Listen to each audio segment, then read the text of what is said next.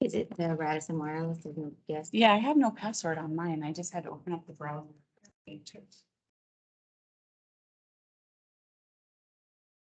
More donations?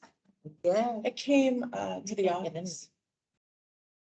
So, it came from children's advocacy. There, just not. Oh, okay. So she I might- don't know, do you have on the website, it's So then it all popped up as address join Bain thing. building? Whoa. Oh, wow. Oh, cool. That's their sheet. No, they're supposed to send those checks to the Power of 100 people. But maybe they, Why? because they collect them and then they give them all to you is what she told me. I got checks from Oh, everybody you did? and donations on my site. Okay. Oh, So, I mean, Well- where do you send it for Power 100? so what's her name? Anne? She told me in the email that sent out. Well, it's okay. Well, thank you. Did for not- I don't know what, I It mean, popped is up for that, me. is just there when an it ad, looks- do Is you your guys have a pop-up block? website? Which there might be. We have a Facebook See page. that and little then see that in the she right just corner said of the she was address gonna bar? Does it forward pop up them and did to- that? Or give them a You consent, do you want to presentation, log and then in? we're opening a PO box. Yeah. Well, under if your, the Bain address is on. Yeah, it must be on. there Facebook. somehow. I don't Oh, know, maybe I've probably. just never been. Which will change. I had to put the password in too, and then it popped the thing up.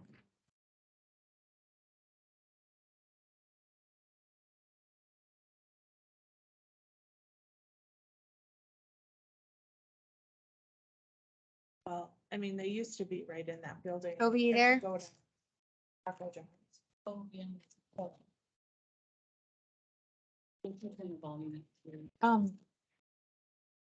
Maybe I'm gonna. Do. Oh, I want it. She said she's gonna be chatting most of it. Okay. we'll You get the can't ch- handle the projector and I can handle the crack. She's here. Okay, she's here. We got chat open, Toby, so we should hear and see your chat. Can you just let us know if you hear us okay? Because our projector is making a lot of noises, so we just have you pulled up on the laptop. She's taking- Beautiful paper you have over there. Beautiful paper. Yeah, just stack For it. the, for the altar. DD Council Encyclopedia. Oh, is that it It too? was pretty. This- Yeah. this I'd much is- rather have paper than 900 files. Yeah, it is quite the. Well, I encyclopedia. tried to do, Well, I can see that's the final rule walkthrough or crossover. at well, the top. I got all my like, oh, think Yeah. about this, update that, what does this mean? So I could try and be prepared for today.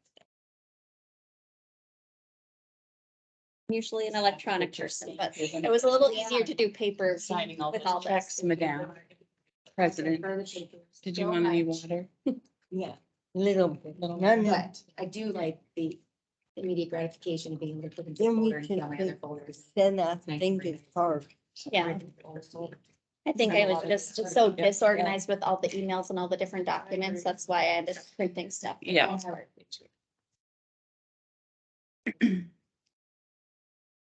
Library of Congress. Patience. That sounds Like, scary. This one said that one. Was Trevor? He can't be here till 10. Okay, I knew that for tomorrow. I didn't know. if Today he was- too. So, okay. So he said he might call in, but with getting here in his morning routine, so, Yeah, I knew you said that. but you do have some quorum with all of you here. so.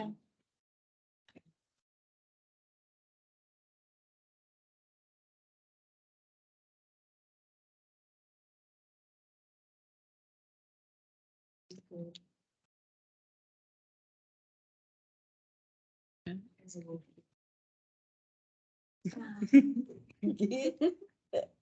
I swear I showered this morning. Yeah. I swear I showered this morning. Yes, it was a person. Mhm.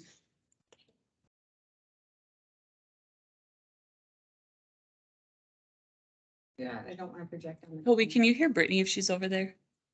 I can. You log might, in. maybe you should just to, The buzz. so she can hear you.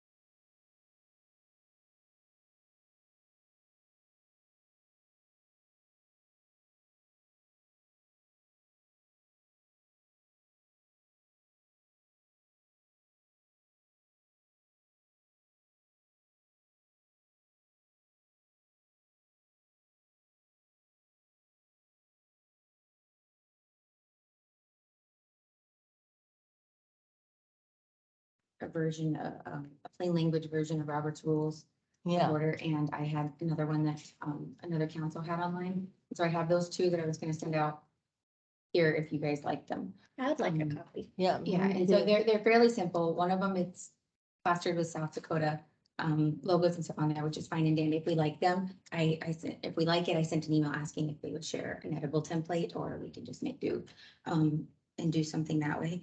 But I think the goal being that we say we operate with relax, but I think going over it and doing a bit more formal to start for a little Yeah. while would be helpful for everybody, myself included. Yeah, So, and I agree with that, but I just don't want we to be arguing back and forth, and there was no leadership taking control, not taking control, but they, so let's get back on the same page.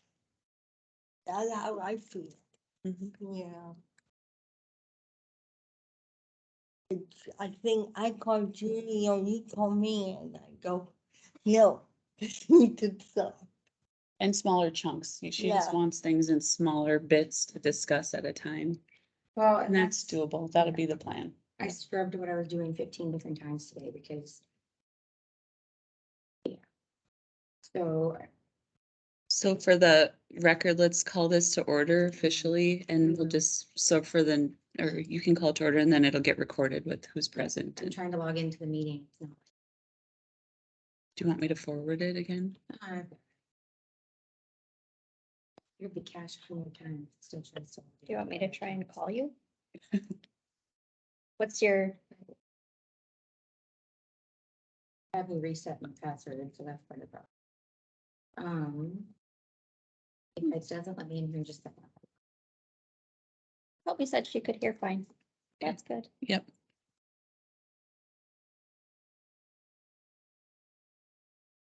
Oh, see, Once you get in, I'll probably mute myself because I don't Sorry.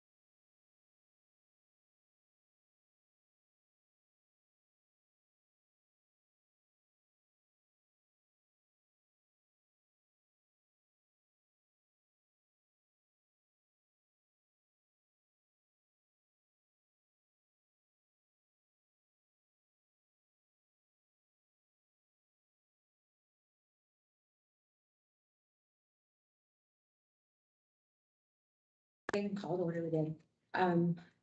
Don't have any guests. Julie's here as staff. We have Cheryl, Veronica, Kim, Roxanne, and Britton, and Trevor should be here later. Toby is on virtually. So we do have quorum. Yeah, you think stopped. My internet keeps flipping. Oh, I see it now. It just pulled up something. You're good. Okay. So if you guys noticed, if you looked at the agenda when it came out, I'm trialing a more accessible version with the table format. Both the PDF and the Word version were really good with the screen reader. So I'm eager to see what people say tomorrow. It is cumbersome in the fact that it's 1,000,000 pages long. However, I found a number of councils were doing the action items so that people knew what to expect. And if you got into a pickle, we know exactly what we have to skip to take care of for voting, whatnot that way. Sometimes it's kind of redundant with the desired outcome and the come prepared too, but at the same time, it kind of gives that expectation. So if it's liked, great. And if it's not, I'm open to feedback from here and tomorrow. I didn't like that it was so long. I like to see like the big picture and that's hard for me to see with this. But I thought it was good that we had like vote behind the action items because I think sometimes if you're not familiar with Robert's rules, it's kind of hard to know, like, do we need to vote on the agenda? Do we need to vote on a financial report? So I think that's really good. It's really long. It is, and it's also it's in a larger font than usual, because I was trying to, if it was gonna be projected, have it a larger font projected as well. But printing it in true, larger font would be like a 30-page document. So I haven't found having me, well, and the majority of our meetings would not have this length as well. Special meeting wise, having more of the particulars on there, and then the regular council meeting, feature shouldn't have all subheadings.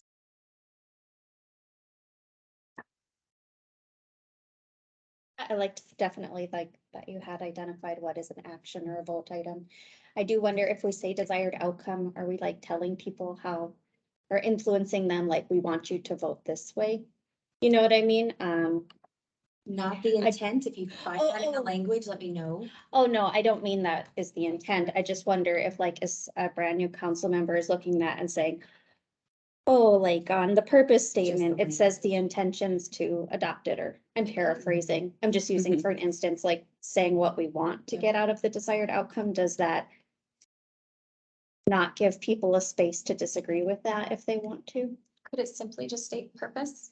Like how you said, the purpose statement, just state purpose up on top instead of desired outcome? I literally copied that line from the template, so yeah. Oh, and this isn't to be critical, just to like try and make this Yeah. the the most usable thing If we it's can. not understood, then that defeats the purpose. So, Yeah. yeah, no, I mean, I think Good. that still says get an outcome without saying what we want to happen, but here's the purpose of the action.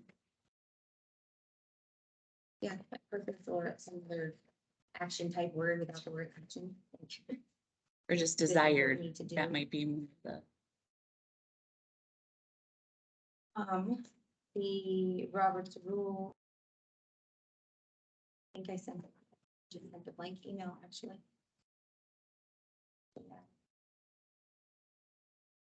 So there's a couple Okay. examples. There's the California one too. Yeah. That you guys could look at. We could, for feedback, and you could compare which ones you like for a Yes. recommendation. The parliamentary procedure at a glance, that was the California one.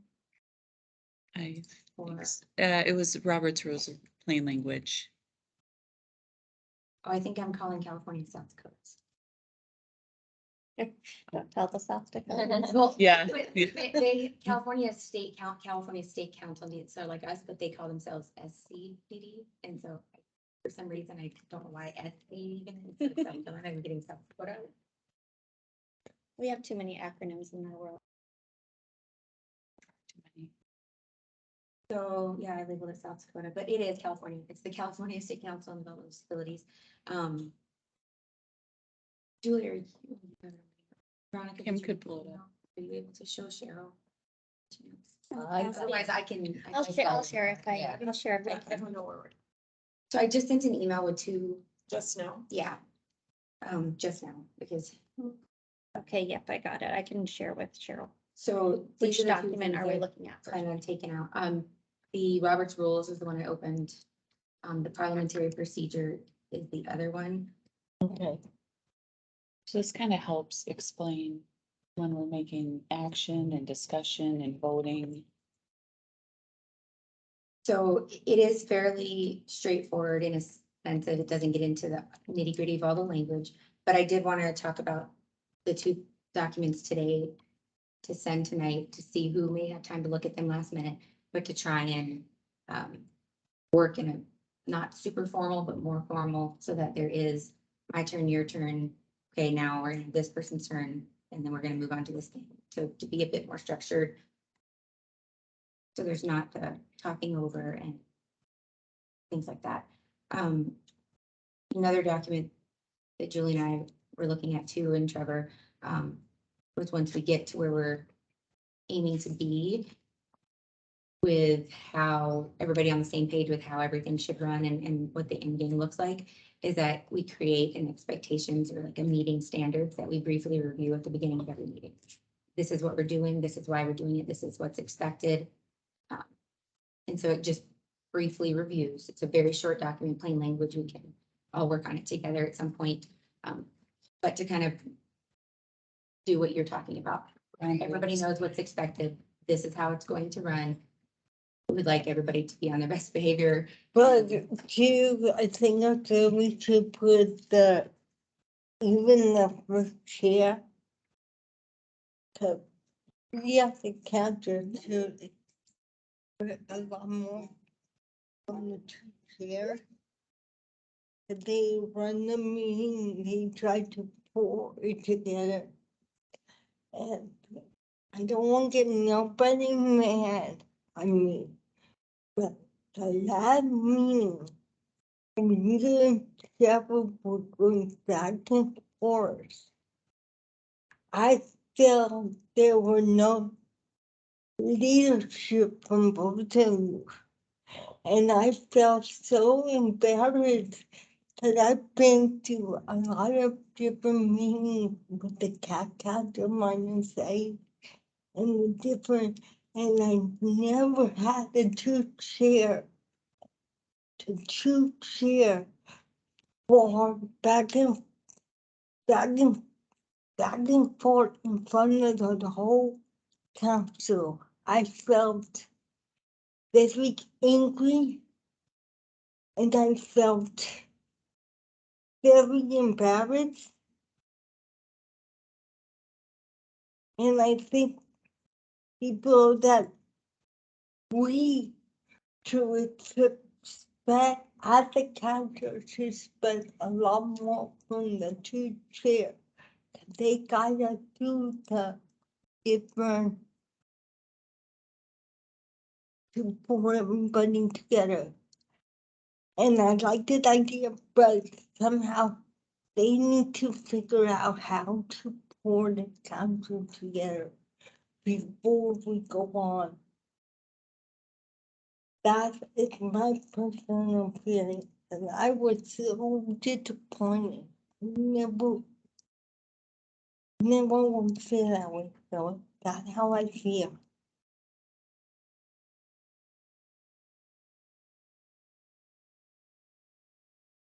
Heard you then and hear you now, and the reason why a lot of things are on the list the way they are, to try and have some organization and Yeah. everybody be respected throughout the meetings before and after. This is the second document she sent. It's kind of the same thing, but So like a what are you different one. asking, Brittany, about? You want us to review these as exec committee members tonight to adopt? Not necessarily formally, no. I just wanted a little bit of feedback today in everybody's thoughts of trying to have it a bit more formal with calling it and identifying what we're doing and who can speak and whatnot, not in a dictatorship way, but it's been expressed to try and calm, move things through. So those don't have to be reviewed in detail and say yay or nay. This is the second one. If you More wanna of a- look. Do we think that, But That's they something both we look want to like they'd be try. helpful. I like how the California one's framed from a perspective of function. Mhm. I am, and I don't know if this is the right place to talk about it, but somewhere there's a comment about public comment. I don't know if it's in the other agenda. I think it's on both agendas. At the very end, there's a little asterisk. What's that, isn't there? we're still on agenda, so that totally works that way in the sense of going over this, that I'm open to anything at all, so. Well, I'm just saying, I don't know if these address public comment, but I think that, I don't know, I felt like I read somewhere, well, public comment can happen at any point. Did it say that? Kind of, we went back and forth with times, and if we, we extended the meeting tomorrow, so initially when I was putting it together, we were done at 2, and then moved some things around, and then it went longer, and there's still a grand possibility we could be done early, or who knows? If we have public comment at the end, at 3 o'clock, and we're done at 2, we can't necessarily wrap it up if we didn't give the public the opportunity of the notice. I read it as people could speak whenever they want. Okay, and we can clarify that language. We were trying to do kind of both ends, that public comment was welcome throughout the meeting, but when recognized versus just a free Right. conversation, but that is available on the agenda item versus at one designated time where we could be pinned to having to still be. Does Robert's address? I don't know if Robert's address public comment. Well, the only things that I found is just the recognition. That's it, that. They- The chair has process of- recognized, yeah. Motions. And that's something I had some notes on too, if we need to add information as we go. To Right. what all that means versus just the motion and action items, but actually have those procedural pieces pre-built too. I'm with Roxanne. I also think the California one is easier to understand. I looked at is the one I'm talking about. Yeah. I think that was easier. It's just more, Is that this one or is that? the one It's with the the blue- blue on it. Blue Yes. borders. So I would prefer that one, but I don't know if this is something we just want to share rather than like formally recommend and say, this is a council document and you have to use it. Yes, that was my goal. Because it's not probably Was all that they hate. encompassing. Look what they did. would This you- is great. What do you think about it? We can build on it. Would you like copies tomorrow so people can have one in front of them to look I at? just think it's a good Yeah. reference. Okay. And actually, I think if we think about it as a tool and a tool belt, then they're both good because Mhm. the second one, the one pager is. so, It's 2 pages, but Okay, that would be, Um, my preference personally. I mean, it also just California's are the other. helps you know at a glance. I mean, it Both. really does. For what me, you I like the do. 1 pager, but Yeah. for the full council, I think, and for people who are not experienced with like how Mhm. meetings are run, I think this one for California's. And I can print A lot color easier. copies, so it's coded and I looks love that way, so I can bring that for tomorrow. If you can do front and back, if people like that. Yep, or yep. Whatever will save you time and effort. I like that they're coming from 2 different angles. I like that one is more the plain language style and one is more just condensed text on a page. But in some of Julie and I's discussions too with other documents we found, our in-game kind of goal with this would be that we would have a traditional document and we would have a plain language condensed document with input on, does this work? Is the font big enough? Does this sound and explain what it's supposed to, by who it's supposed to be read by? So for all of our documents, in the end, eventually down the road, like bylaws in the same way, complex, clarified, and to the point a little bit more. To loop back to your comment about public comment. So, yeah, I know, I should find a different adjective or something, or a synonym, I guess, but, I mean, I guess I perused all the like more like operational documents that we have, and I didn't see anything that I remember that said like, we're required to have public comments, so if we're not then where does that live? It's in, I'm sending another email real quick with everything that I was going to be projecting. It's in the DD Act and it's in, the Health and Human Services Policy Statement Manual. Health and Human Health. Services. The national or bigger, this? the national. Okay. Yeah, and then it's in, don't have the ITAC ACL one for sure, but because we're discussing federal dollars, we have the meetings and all of that have to be open with that as well. And then the open meetings, open record, I mean, the Attorney General locally, we have to have that option for public comment as well. Okay. So we will have But there's no people, guide to when. so we will have people coming in. Not necessarily, but you're providing the opportunity Okay. if somebody wanted There's a to. lot of they could. advisory boards that are out of. They are not. Like, And there isn't guidance and structure from one that gets kind of soapbox, you only have 4 minutes at a something meeting and lots of people want to talk. There's not any, like, they don't specify you have to have X amount of minutes based I on mean, this there are or people who that. have none. So, yeah. We've always had public comment open at the end of our day. But where Brittany's concern was if you adjourn early. Yeah. So, Problem for everyone. sure. So that way, so instead of putting it at the end, if we say it can occur throughout or something like Yeah. that. But the public, can comment, but they don't get a vote. But they can comment. But I think what someone happens if knows. we don't have any people coming in? We still have our meeting, right? Yes, yep, Okay. it's just to give someone the opportunity if they wanted to, they could say, It's a good clarification point. We have to give the public an opportunity to talk. We don't have to have the public make a comment. So we have to have public comment available. I think the only difference is, I feel like if you have something that to bring up that's not on the agenda, then you do that during the public comment time. mhm, So, because the issue is you don't want what's going on to detract from trying to get through your agenda. And so that's why you build in having to be recognized, staying on topic. I mean, if you have something very random that you want, we didn't have transportation on the agenda, then you have to bring it up during public comment, Would like a you, period. would you of feel time. more comfortable having it early, like with the agenda discussion and then? Yeah. on the front end. And Well, I then, think why not? Yeah. What difference does it? yeah, I mean, that way, I mean, for regularly scheduled meetings, we can make, I mean, as long as then you say you're gonna be able, you're willing to recognize public, I don't think they should sit at the table. I'll be quite honest, Mhm. because it's very confusing. And then it gets very amorphous. But, I think it can be at the front as long as then you're willing to recognize public comment after every topic. do you are, yeah. Or at the That- topic they bring up, you mean?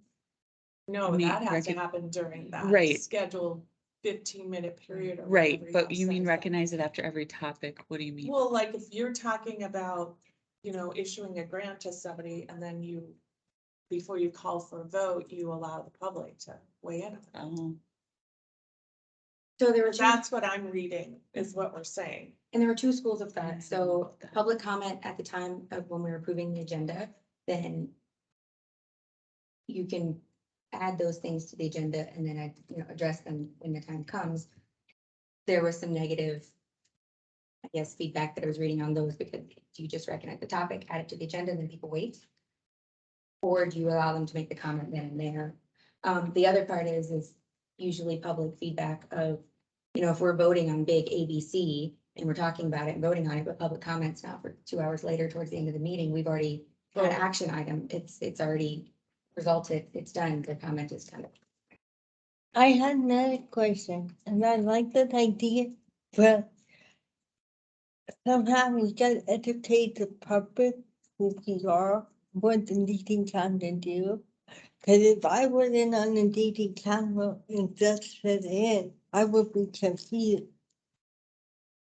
So are we at the first meeting gonna explain what the DD council does? We've talked about adding our mission statement at the beginning and purpose and reviewing that at the beginning of every meeting. Here's our mission and Oh. purpose. Can you Ground see the rules. agenda? Can Yeah. you see the agenda? So the agenda, again, borrowed and edited and merged and kind of played with this template. So we have lots of options for change. But in the future, the far right column where the meeting information is, the two templates that I merged together had their brief little listing of those meeting expectations. We can decide what those are. We can decide in the future what's important that we want to tell the council and the guests, how we operate so that we can get what we need to done in an efficient manner. So if you feel that, and Roxanne too, you know, council members at the table and we have a designated space for guests, and we could even put information on the table there, you know, how to address the council, how to make it known that you have a comment when the time comes. You know, we can give that information and inform them, just like we're informing our members. So putting everybody has a turn, and the everybody who gets a turn first are the members, and then those are public for conversation, for agenda topics, for their input is during designated times that they're recognized and given permission to speak. If that sounds really ugly saying it that way, but is that kind of what you're going at? No, I like that idea, long as we could get stuff done. I mean, It'll take Yeah. time. I'm an immediate gratification person. I struggle with that. yeah, So it'll take time introducing it, going over it, making it the norm. And it's gonna change. What we show tomorrow with these two documents that we're borrowing is not necessarily what we want in the end. We can go through and talk about those things and create documents that work for our council. yeah, I think we need to do that. But I like that idea. I mean, I think that we should remember when we do kind of an update of our bylaws and our policy documents that we should have a citation when, you know, where we have the information about open record laws, also about public comment, and perhaps just include some sort of link to the DD Act language so that everyone knows what's what. Mhm. The GD Act language in reference to, Because you said Or that's public where comment. it requires that we have public comment. So if we could somehow like okay, reference to that language so that council members know why we're doing this and so that the public Public knows what their comment. rights are if they want to comment. okay. As you guys are saying this, I'm pulling out all the documents.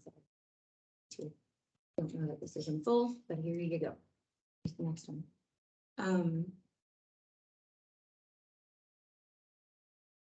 Okay, so we've discussed the new agenda format and I have the notes on feedback, Robert's rules and our public comment. We need to approve the agenda.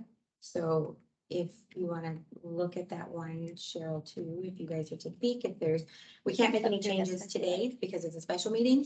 However, we still have to approve it. So looking over it, if there's any issues for a regular meeting, Cheryl, we can add or delete things at the time of the meeting and then approve it.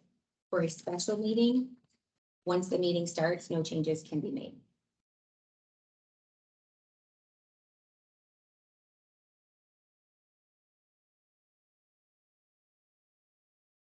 so we did prove it and then we take it to the tomorrow.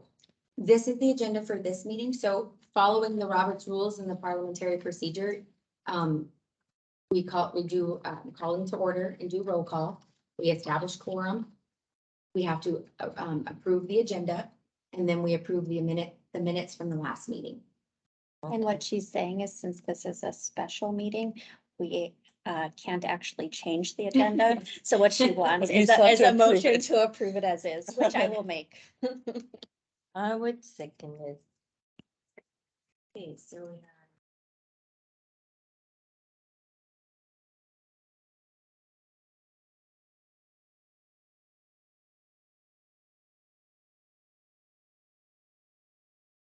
have. Okay, so moving on, again, I listed things out in detail to try and make sure we are covered. I don't have the intention of going through everything in detail today. Feedback from several of you were we have a bylaws policies subcommittee. Taking everything on at the executive committee level is going to be extremely cumbersome. However, everything will channel back through the executive committee with our structure. And then Julie and I have talked that the way our policies are written, the way several other councils run as well, is that she and I can start to go through and the things that people have questions about, or we need clarification, that we will seek out that clarification, bring it back to the executive committee if it's something the executive committee needs to address. Otherwise, we can move forward with the bylaws, policies, handbook subcommittee, which would just be going through basic edits, known things we need to update. But anything that's recommended would come back up to executive committee, and then executive committee recommended to full council. And then full council has to vote on any bylaws, policy, procedure changes. The handbook is taking from the two. It's not as difficult. That's the structure of how that would operate based on our policies. We can go through as much or as little as you guys would like to today based on how I put it in here.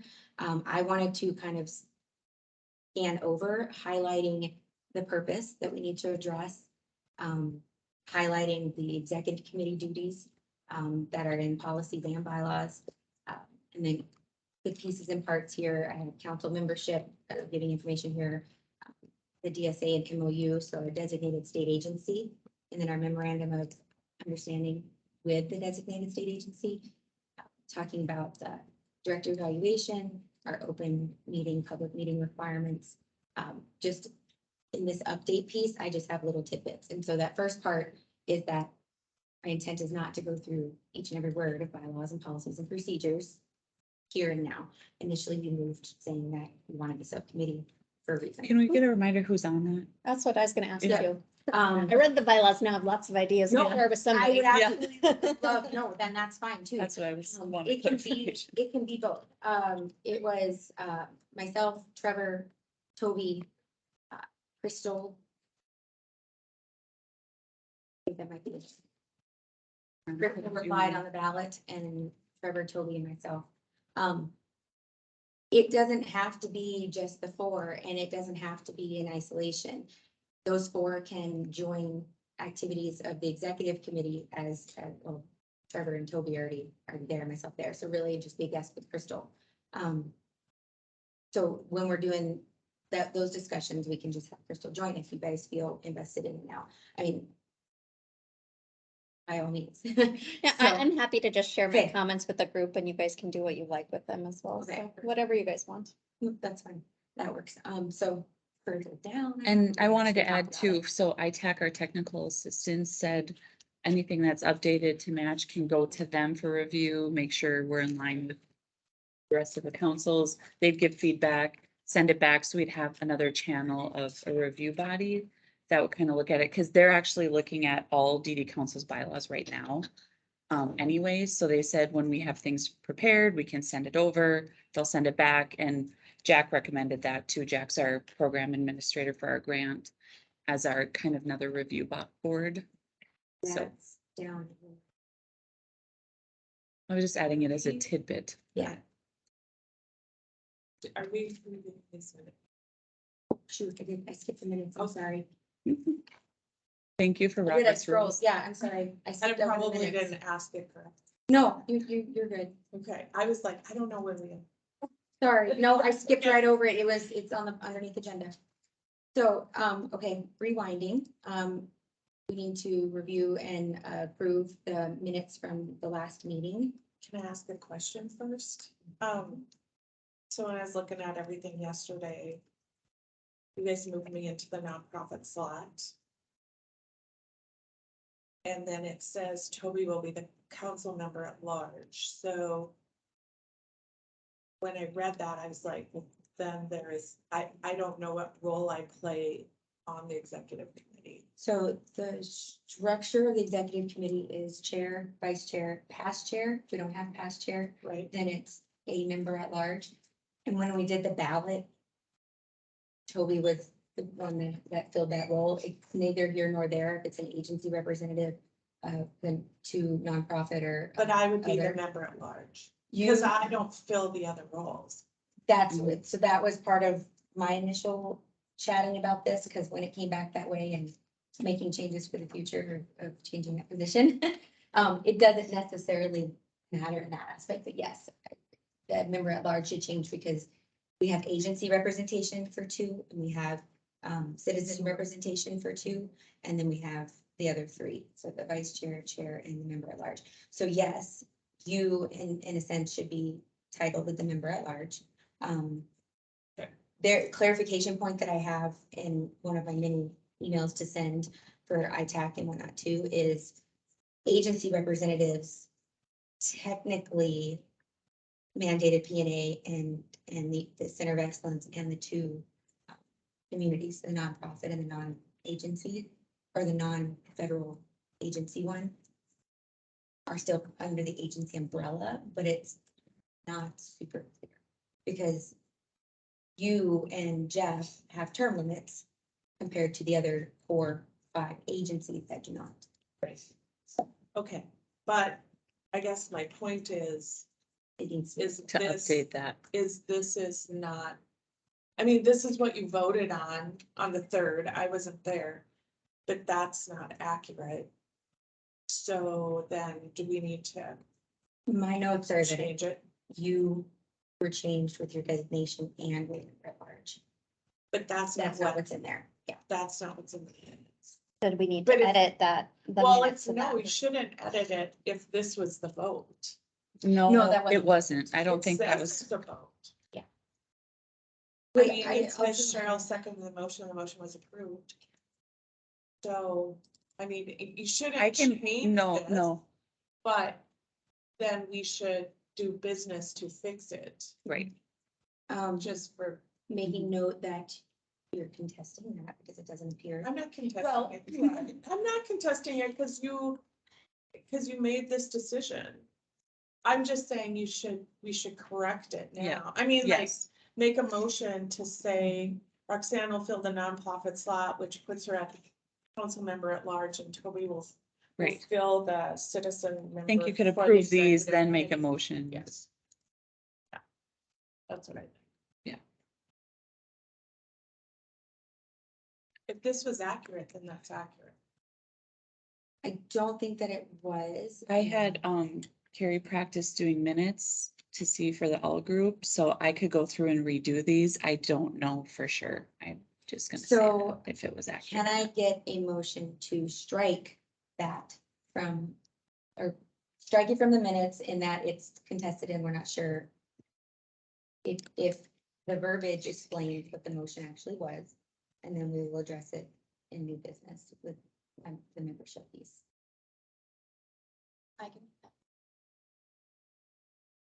Second that motion. The recording sounds good. Also, You gotta call oh, sorry, Okay, so. but it's regarding the minutes and out. that Oh, yeah, change, so. discussion, yeah. I'm abstaining. It's. Okay, let me just highlight this first here. Okay, so we have that motion, for the moment. Just repeat it for the computer, would you? So we have a motion to strike the verbiage in the meetings, contested on the accuracy of the motion from 11:3. We will address it in new business to Clarify membership roles. to ensure that we have an an accurate motion and that the outcome serves the membership change that we needed. And it was, okay, so all in favor of that, doing the strike and addressing it with new business? Aye. Any Roxanne opposed? abstains.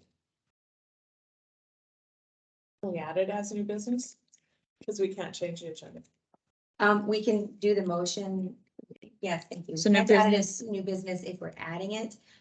You can make motions in any of the updates and the other pieces and do votes. So when we get to membership, one of us should clarify that. Remember, You can make the motion now do have membership, however, in our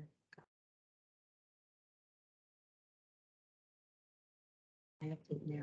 So I can do it in a couple minutes. Before we move on from minutes, I noticed I was left off of meeting attendees, so I'd like myself to be added to the minutes.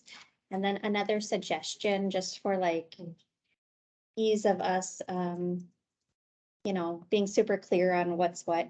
I wonder if it'd be helpful to say members attending, members absent, Mhm. quorum, so we know that we are operating Yep. appropriately. And We'll review last- those in practice. I like to have last.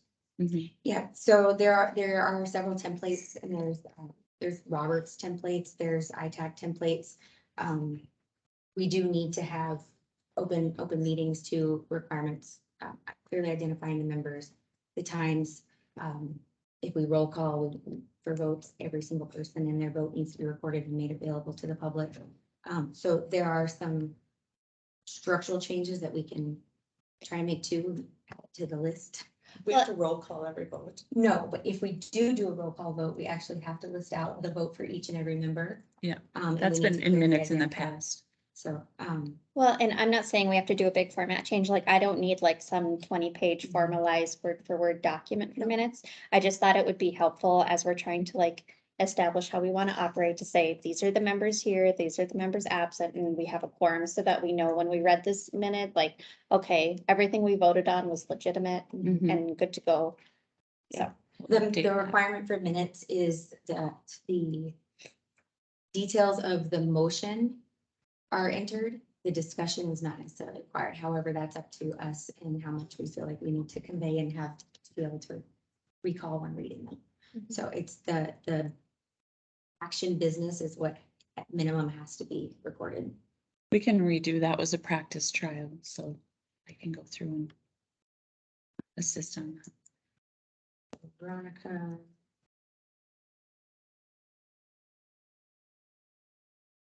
well, for Carrie's first time, this is actually This is really really good. We Yeah. didn't approve the minutes yet. Not yet. Are there any other edits, additions, changes, comments with minutes? And then we'll finish out with a motion to cover yours and I would move to approve the minutes with suggested changes as discussed.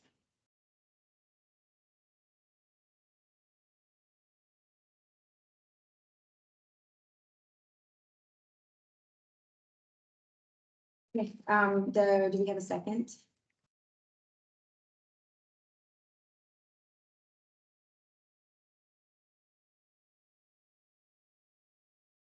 Motion passes to approve the minutes with the edits. Now, we'll go back to. Oh, take the, good God bless it. I'm gonna need a parliamentarian. Okay, all in favor of approving the minutes with the edits? Aye. And motion passed. Motion seconded. Moving. Okay, so doing the update here, I titled it compliance update, saying that talk about bylaws, policy, procedures, and member handbook. My points there were that the bylaws and policies need to go through the channels of whichever committee reviews it. Making suggestions and recommendations, any changes have to come before the full council, and then we need 2/3 vote of the council versus the majority that we typically. The member handbook is simply pulling the information from the policy. And bylaws. So we have. Am I supposed to vote via chat? So yes, we should be recognizing your vote.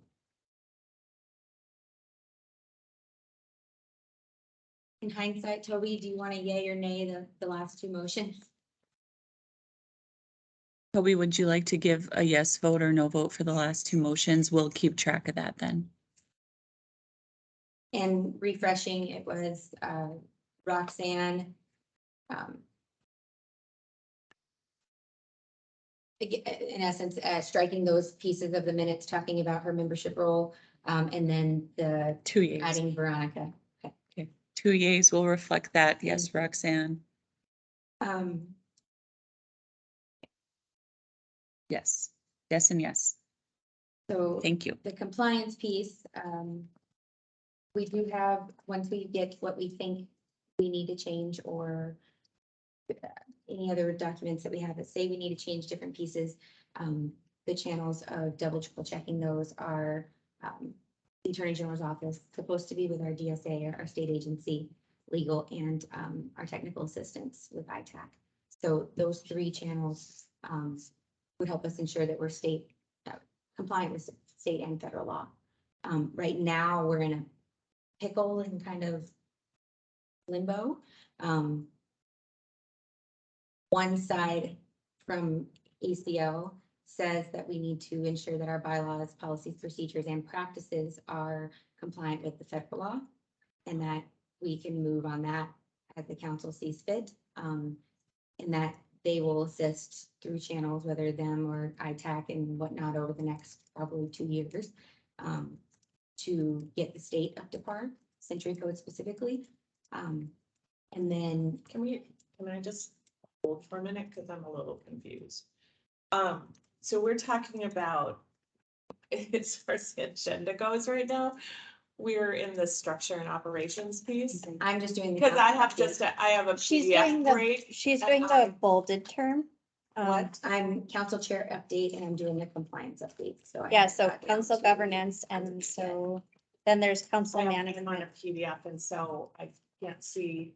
Oh, Can't shoot, look and at I two have, pages sorry, at no, you once. guys, that's on me too. I have the quarterly. And I'm The so Word doc super was confused. locked. I couldn't open it. It opens in read only. It's You right had to before click to new read only. business. I couldn't open it at all. Sorry, no, just pause for me. I made a big. I don't even, okay. I'm on the quarterly meeting.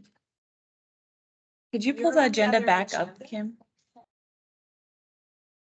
No, you guys, it's not you guys, it's me. Okay. Okay, so where are we? Well, I thought we were here, 'cause she's talking about compliance updates. It still had the chair update, but I printed I didn't you print were the good. executive committee one, Okay. I just printed the. I think I know. Okay. Okay, well, then we're in the full same one, one, and so. Well, probably not, because I'm looking at it and it's You wanna look at mine real quick? council overview, history, purpose, structure, and operations. I just assumed like the other updates you did were extremely brief.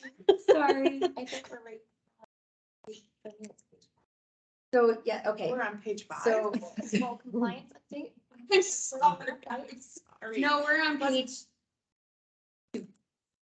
Because I was on the quarterly. So for the meeting tomorrow, Okay. my update includes a summary of what we're doing today. Here's, I apologize.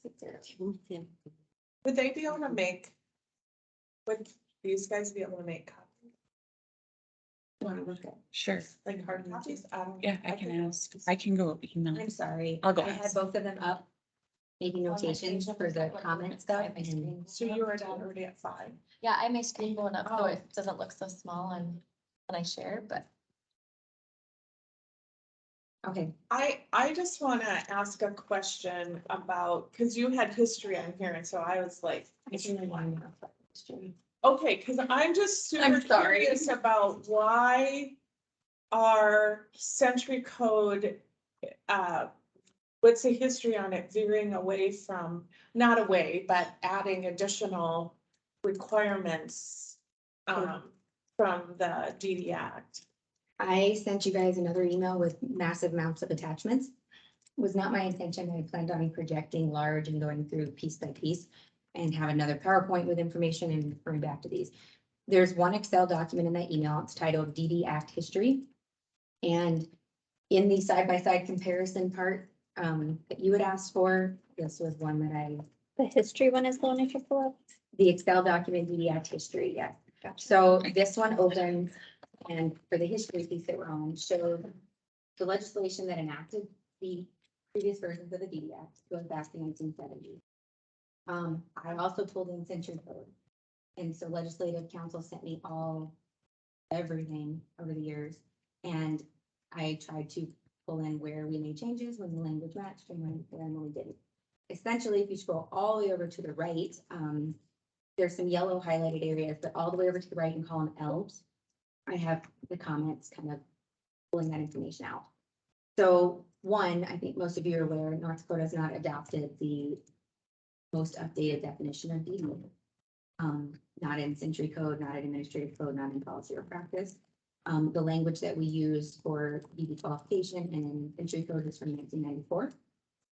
That's the last time that our language matches. So how that applies to the council is because of the Department of Developmental Disabilities, and then it applies in all those other areas for qualifications and services. That was the first piece that was pulled out just to kind of show where and how.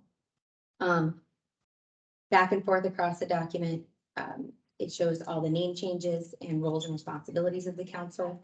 Most recently in 2000 is when the DD Act changed the name of the council and gave us the State Council on Developmental Disabilities.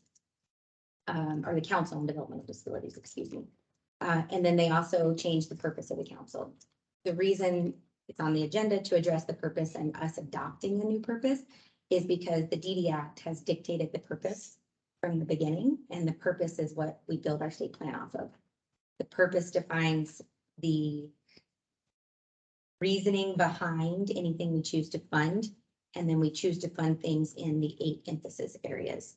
But when we're talking about doing childcare or employment or self-advocacy, whatever we're doing under those areas needs to be about advocacy, capacity building, and systemic change. So between 94 and 2000, we changed to big emphasis on the systemic change. It's the coordinated consumer and family centered, the consumer and family directed comprehensive system that includes the needed community services, individualized supports, and other forms of assistance that promote self-determination for individuals with developmental disabilities and families. The change in that federally came from, again, the last update in 94 was similar to our language, promoting, talked about system change, some capacity building, but it had more emphasis on family versus the self-direction. And then prior to that, the big language change was back in 1984, no, 87, 84. So it changed over the years from when the council acted on the main premise of P&A, when the investigate or the abuse, neglect pieces and parts were built into the council. Then broke off that part when P&A was established, and the council went back to kind of the support funding to improve, focusing on kind of the outward pieces, but not focusing on that investigations piece any longer. Enhancing the role of family, integration, family supports, community services. They moved away from a heavy emphasis on transition planning in the 80s to the promoting the advocacy, the family supports, and the self-determination. So summary, the purpose comes straight from the federal law. Like I did that couple of weeks, I did some looking on the DD Council. And I look in Idaho, DD Council, the director would tell me about the history of the DD Council, what role they play in. Everybody had a separate role, and it was interesting. If you really want to listen to her, she knew about the history, and she tell you what it means. It's like, we'll see, we are doing it right, you know. Because I go, DNA is separate, DD Council is separate, and but they all work together, but they are separate.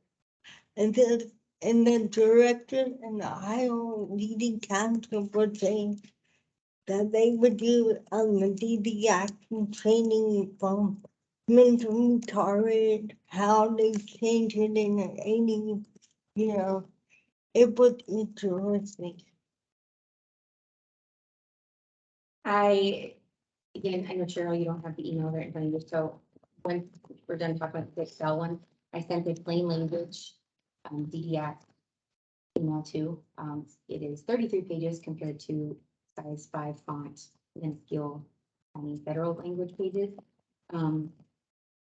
Each piece in each section is, the language is kept the same from the official federal document, but it breaks it out kind of one concept for the most part on the page, and it kind of goes down. And it gives a nice overheading.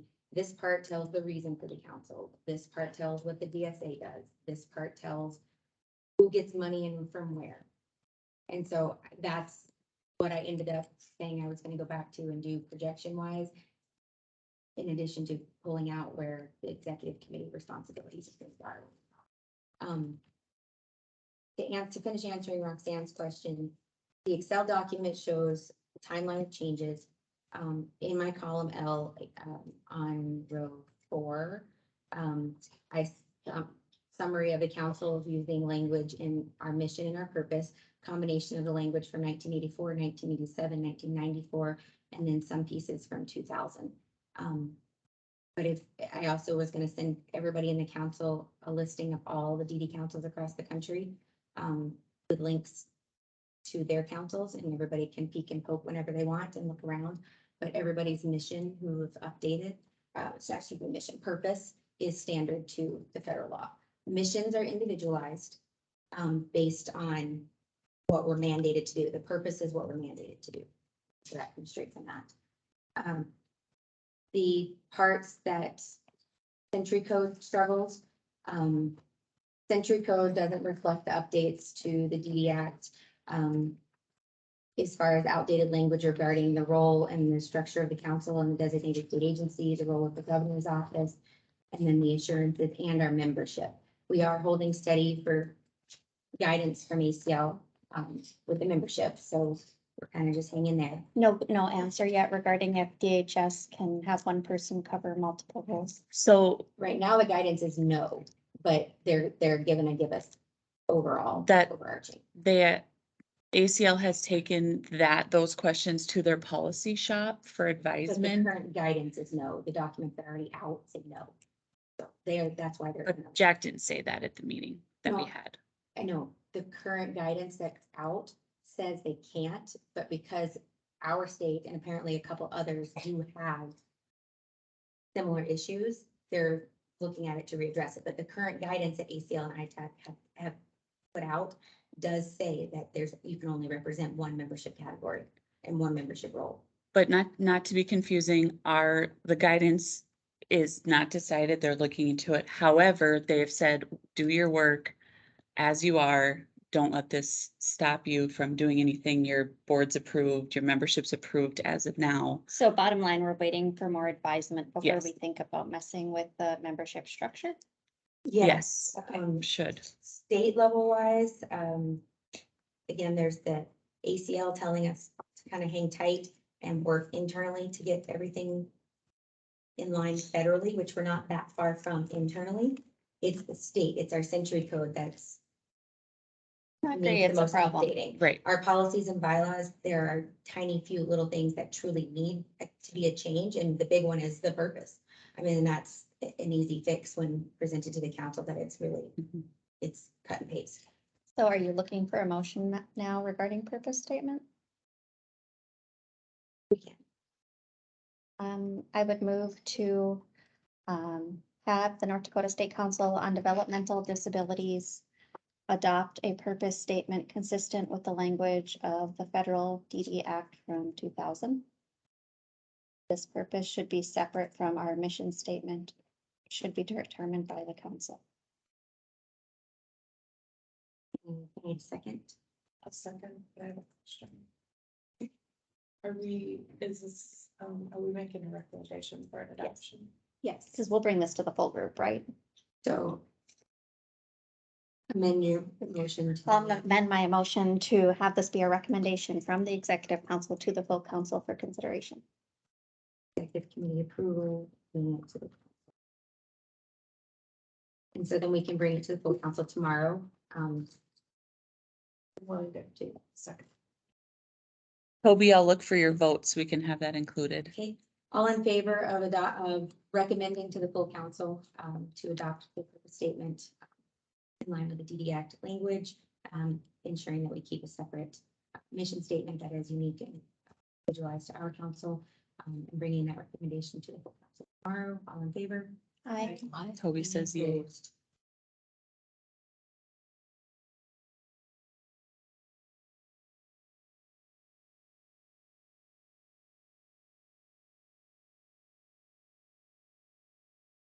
Thank you, Martha. Rounding out, the biggest stuff I had in the century code pieces and parts are, again, I pulled out the language matching century code.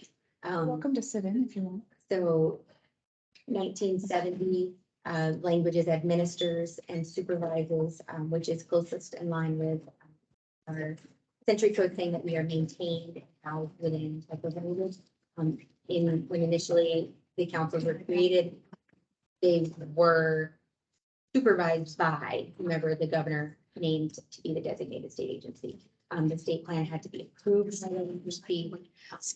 There wasn't the independence that has grown for the last 30 years.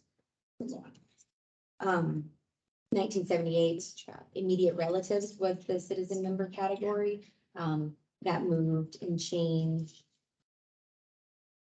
I believe it was solidified in 2000, so that's where Roxanne's category would change, is that parents or immediate relatives or guardians of children can be one category of citizen member, and then it's parents, immediate family, or guardians of adults, but only adults who cannot advocate for themselves. Adults that can advocate for themselves, we want them on the council. She lost her voice, so she. And so that kind of changed that perspective there. And again, that goes in line with our purpose changing, because we want self-advocacy, we want advocacy, we want self-determination. So if an individual can advocate for themselves, that's the voice that we want on the council, with influence from other definitely experienced parties. So that was that piece.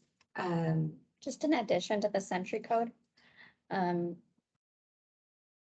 guess I think it's really unfortunate that we have these extra state agency members, and I would hope that when we look at doing an update to this, we can really review that together. I also noticed that term limits are different than our own bylaws, so that's a concern. And then we also have simple majority for quorum, which is not what our bylaws say, so I hope that when we do these updates, we can look at some things for consistency's sake. So far, what I've gathered is if we were to bring it forth now, not addressing the membership piece was the previous information, because we're likely For to, legislation. yes. Okay. So there's still a chance that we could, otherwise it was highly recommended that we wait for ACL's guidance, because there's potential that ACL could give us a very strongly worded letter, which would help. And then there's even the possibility that administratively, those changes could be made. And we wouldn't have to wait for next session. Yep. Because the law doesn't give the legislature the ability to make these decisions about the council, but several states are like ours, where the legislative branch is very heavily involved in all decision-making aspects in the state. So the governor has been typically, in relation to the DD Act, the end all say all. That is not the case in North Dakota based on our legislative structure. So that is a barrier. We don't. So what are want you to- asking for, to move out a century code and get an executive order? That's going on. Yes and no. That puts. So on one hand, there's the technicalities that the state in black and white can't change the basics of our staffing. Can't change, or the director piece anyway, can't influence or change funding that comes down. It's simply pass through. But if we get an executive order, that changes every time off, the administration changes or could change. So states that have executive orders, ACL's guidance to them is to seek legislative establishment in their state code. So it's kind of, it could go either way. There's a lot of gray and they said that they could provide some guidance once they give guidance, so we can figure that out. What I found though in my deep dive with Jennifer Clark and legislative council and all the lovely documents that came over, is that we don't actually have extra members. We have lingering language members. They were added in. They were added in my other notes. 78, 84, and 94, I believe. 94 being the latest time is when it was required that rehabilitation and education agencies and the Social Security Agency, in addition to the University of Excellence and the P&A system, were the core agency members. So that is reflective of our current century code. Kim being the Medicaid, in a sense, not the Social Security part, sorry. The Title V piece being Social Security. It wasn't listed as Medicaid. It was just simply the Social Security Agency. And so in Title V, the Social Security is similar, just like 19. The rehabilitation wasn't specified as Rehab Act. So LSTC's representation there could have been linked that way because that was big. I mean, 94, we haven't really moved heavily with all that stuff. So 94 is the last time that it did, and the specification was So I don't get what the lingering language is. that with updates after 94, so there was a final rule issued in 96 that clarified 94.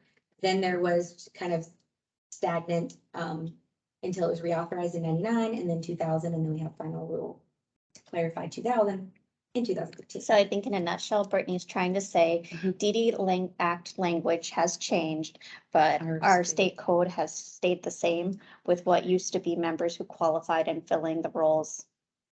And it contradicts itself. Thank you. because Yeah. It says that we, Oh. it contradicts it because it says that at minimum, we should be compliant with the DD Act Mhm. membership wise.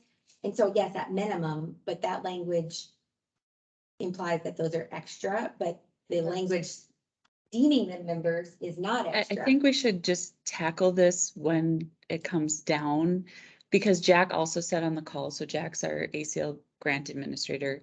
Many states operate like ours now with an umbrella agency like DHHS, and it's getting more and more difficult when they oversee all of these entities within to break out who does what. But that's not necessarily the problem Well, at this point. No. I mean, No. We're discussing. right. Yeah. But he said it might come down where you're fine. And then we're But- wasting a lot of energy. But the to- Well, we point just is, discussed it. Yeah, right. I mean, the point is, we're not fine from like a perspective of, we don't need, what, do we need all these extra? Right. Correct. Positions, that's an irrelevant point. to, Yeah, yeah. You know, I think in an ideal world, if we had the opportunity to make some changes to Mhm. code, I would suggest we just get rid of number 1A and 1B and just have some language that says our membership is based on the federal DD Act. Yeah, And then we could use our bylaws or a handbook to list out Yeah. what's what. yeah, that might be an easy. And then we don't have to rely on the state to Correct. update things. That was my discussions Yep. with ACL and with Dave Shively, the Attorney General, was that for the overly wordy person I am, to embrace the idea of the minimum being in code, which is kind of how North Dakota operates anyway, Yeah. leaving a lot up for, suggestion interpretation. Well, But it if gives the it's- council more control. Yes. Yeah, So And but less change is compliant needed. with, DD Act means that there's, in essence, over the years, there's been lots of ball dropping and it falls on the state as a whole. The state is required to ensure state and federal compliance so that we can have our funding. And then the state has designated DHS, previously DHHS now, to do that role at the DSA. So they're the fiscal and administrative supports, which is how the language has changed over the years too, not oversight or supervision or housing or any of that, but we have to get there. And then the other part is that part of their mandated assurances is that state and federal compliance of our state plan, and our state plan encompasses council operations. And so those pieces and parts. And so what I was asked to do, part of wanting people to be able to look and see this and be able to discuss it and understand why it's an issue, why we need it addressed, and trying to break it out. But I did find 1994 is the last time we had big language updates. That's also when The council was actually increased to 50% individuals with disabilities and their families. And then in 2000 has been the most recent changes, almost 23 years ago, where the way that the council should be structured in a sense is that the council should be reviewing and be an integral part of all programs and policy changes within the state for those with developmental disabilities. The DD Act 2000 actually requires, is the wording, requires council participation in any state quality assurance system. 2000 introduced non-interference by this designated state agency, so they went from 70s and 80s with supervision to saying, hey, nope, you're just giving administrative and fiscal supports. Hey, wait a minute, that's not happening. So now we've said there has to be non-interference, none of which have we adopted. The membership language, the biggest issue is if we leave it as is, and we can't have one person having multiple hats, then we would be required to move up to a 30-person council, which is a lot if we've been operating in They're not full 30%. That's really concerning. Mhm. To find people who can engage and show up to meetings and vote on things. I mean, if we have to do that, we're gonna have to really, I think, look at what quorum is. Yeah. Because Mhm. That's where you could get in trouble. finding viable candidates, it would be a shame to just have all of our work stalled out because we don't have enough people and we can't get votes. And the clarification right now too is the guidance language is that our policy and bylaws, as well as guidance language, is that you can base quorum off current membership. So if we were tomorrow told, hey, you gotta go to 30 members, the website would be updated, we would have 30 slots. But if we only have 18 currently appointed, our quorum is based off the simple majority or the majority, depending on which language we end up having to fall on. Of the folks those. appointed. Yes, Mhm. so and then that is also where the emphasis is, language in our policy as well as language in guidance and the act is that the council, even though the governor's office does the appointments, the council needs to be on them essentially. Several other things say a couple Say months that out. again. That it's the council's responsibility to ensure that the governor's office has the updates. Essentially on them. It's a nationwide problem. They've been much better, I will say, So what you're saying is to get that, people acquainted. we as a council need to find the members, make them apply for the governor, and then tell the governor, we would like you to appoint this person. That is the role. Technically, the governor has the say, but he's supposed to seek out the non-state agency representatives on the council for the end game. Like if there was an issue, they hear on the citizen members. But that the council is responsible for ensuring that the governor knows when we need a new person and when we need this, even though it's technically their job in the other parts of the language. But it falls on the council to make sure that our designated state agency is making sure we're state and federally compliant, that the governor is doing timely appointments. One thing I learned too from Ohio is Ohio. They said when they had a person go off, like I don't go off until they can find a replacement. Mhm. That's in our policy currently. That's how it should be, but it depends on. I think lately it's depending on the person. Sometimes their terms are up and they needed to be done as well. Yeah, So our language is, and it's actually a piece, again, in the DD Act is required that the governor makes the provision where allows for when my term expires, if there's not somebody to be appointed, say, July 1st, when mine expires the end of June, that I would serve until that person is appointed. Yeah. Because it leaves the council at a deficit without a member. cause that's what I learned from that too. So. The other part, Veronica, with This membership one, is on YouTube. we have to break out in the 1/3, 1/3, and 1/3, or the 60% of the consumers. And so the third category is a combo of parent, guardian, and self-advocates, but we would need, I think my last document was like, what, 6?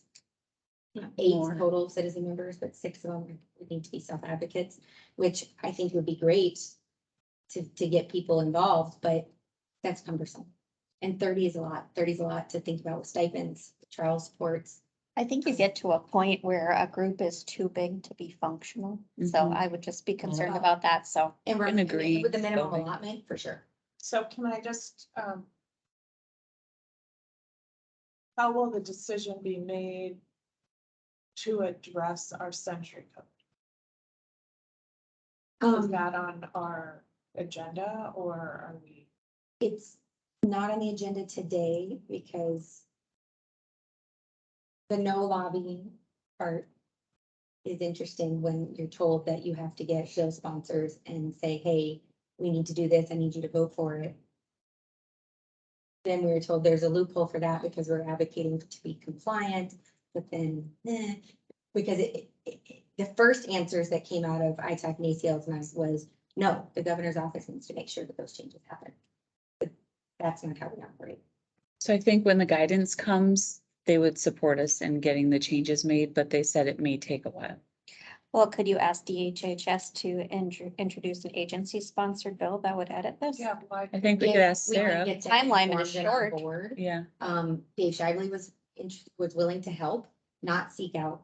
He said absolutely not, we should not have to seek out those sponsors, that this is compliance language. the admin code updates could be done. that way. There's no admin. code. Or I mean, it's just called administrative It'd be- updates, yeah, sorry. it'd be language Excuse me, like yeah. changing the HHS to. Yes. From DHS, I would but, say admin. I can't imagine DHHS wouldn't be willing to, Yeah, well, right It seems now, minor. there is Yeah. obstacles because it is deeply ingrained in their operating procedures that they are supervising the council.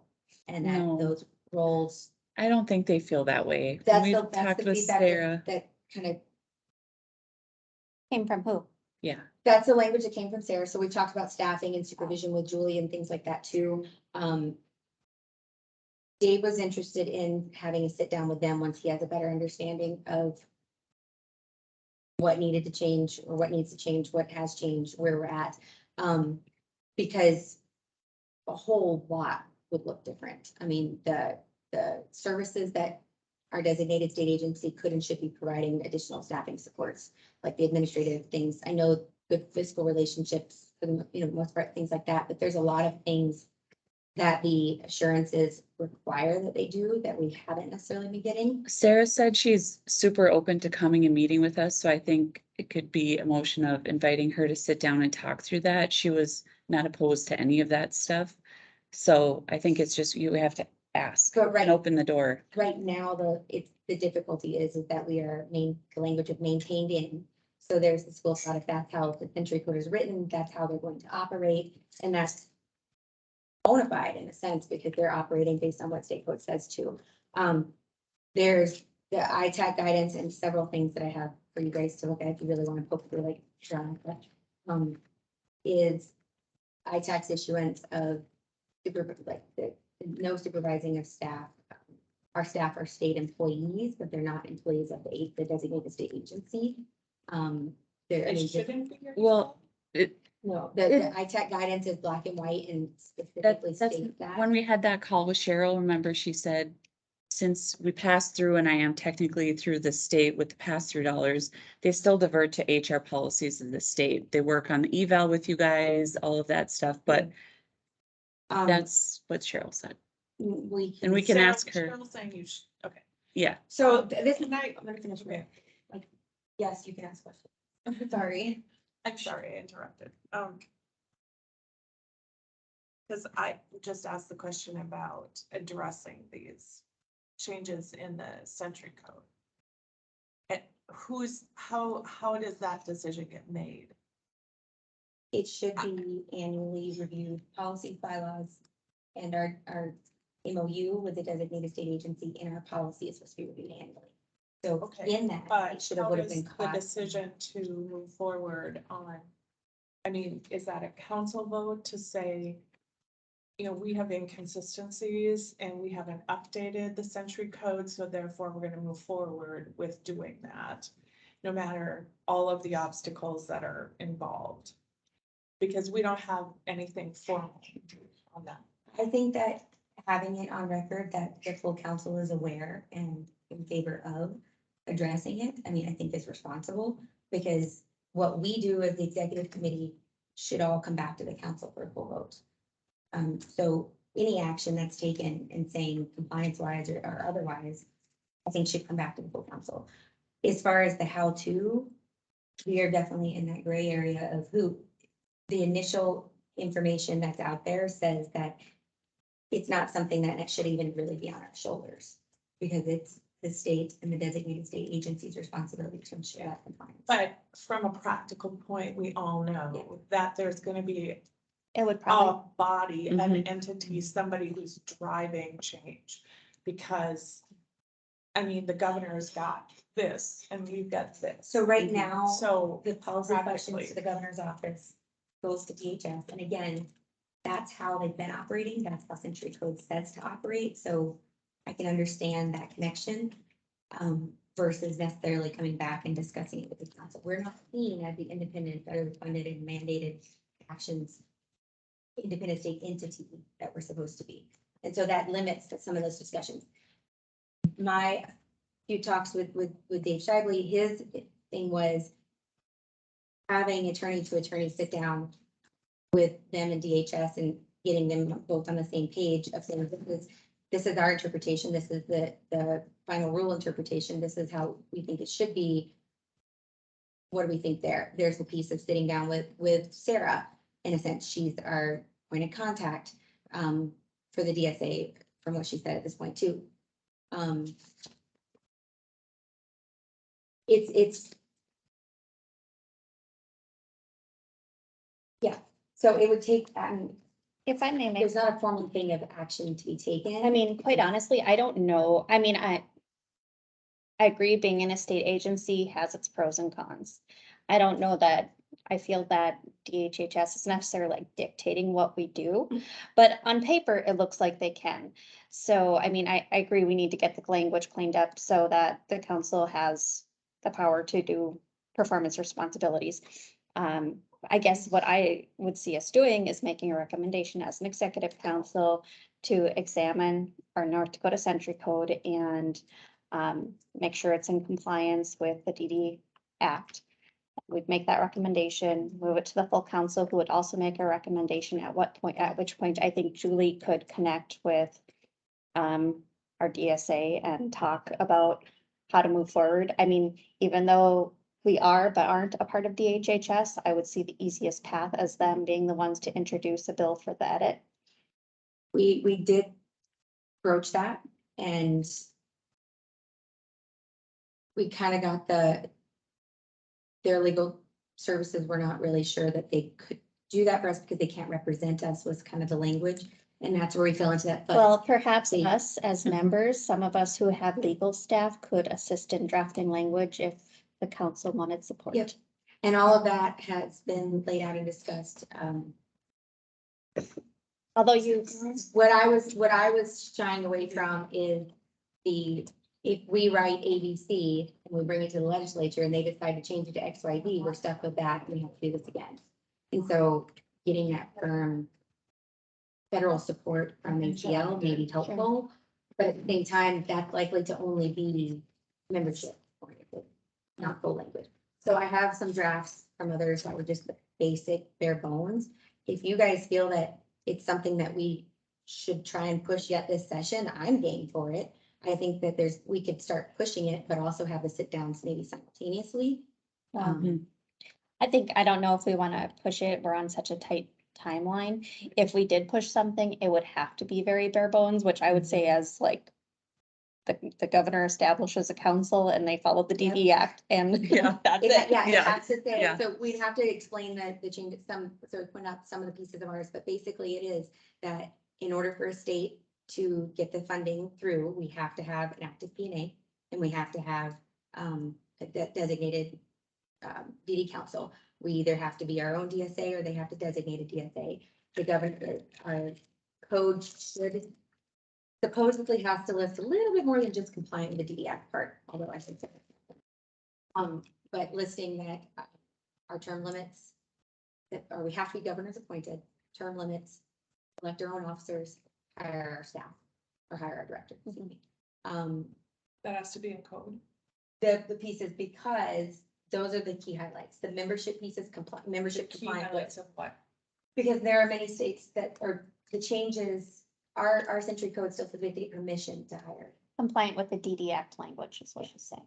So just saying that our council operates and has membership compliant with the DD Act, I don't know that that would fly. What I fly with who though? is across the board for us at the state and federally. The bare bones guidance that I have is the key headings. So in the plain language document, you have the big bolded headings even more so than the big long one.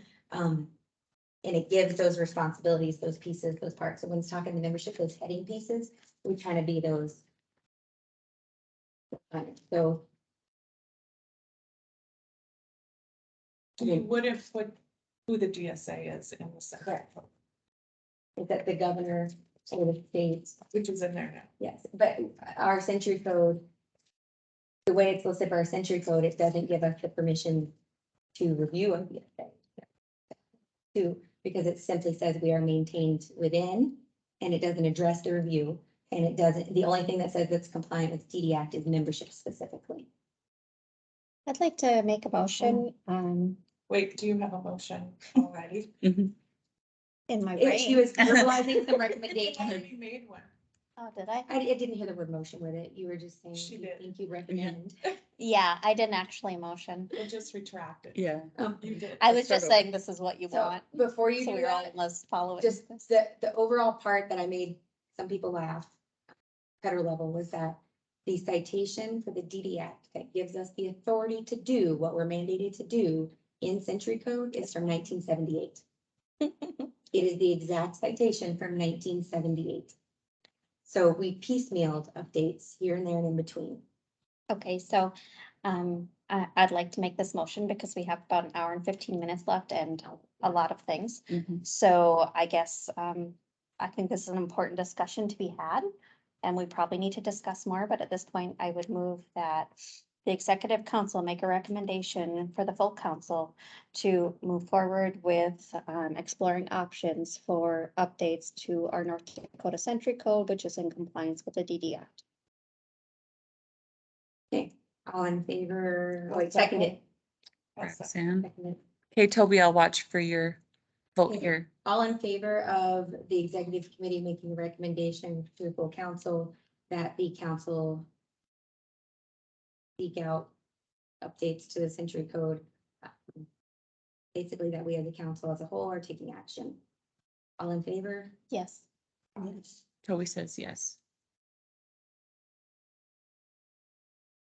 Extension.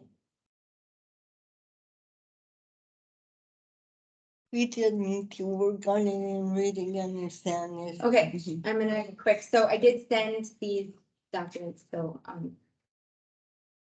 check them out. Here.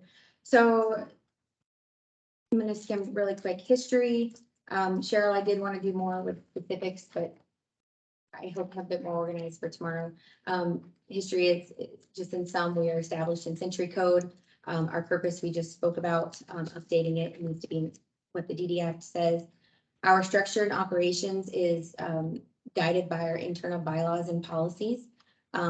Right now, our membership is the membership and purpose are the only pieces that don't really flow with other councils, the National Association of Councils on Developmental Disabilities, our policies and our bylaws, excuse me, are pretty much verbatim with the exception of they have a president and other things that way. So that template has been used across the country.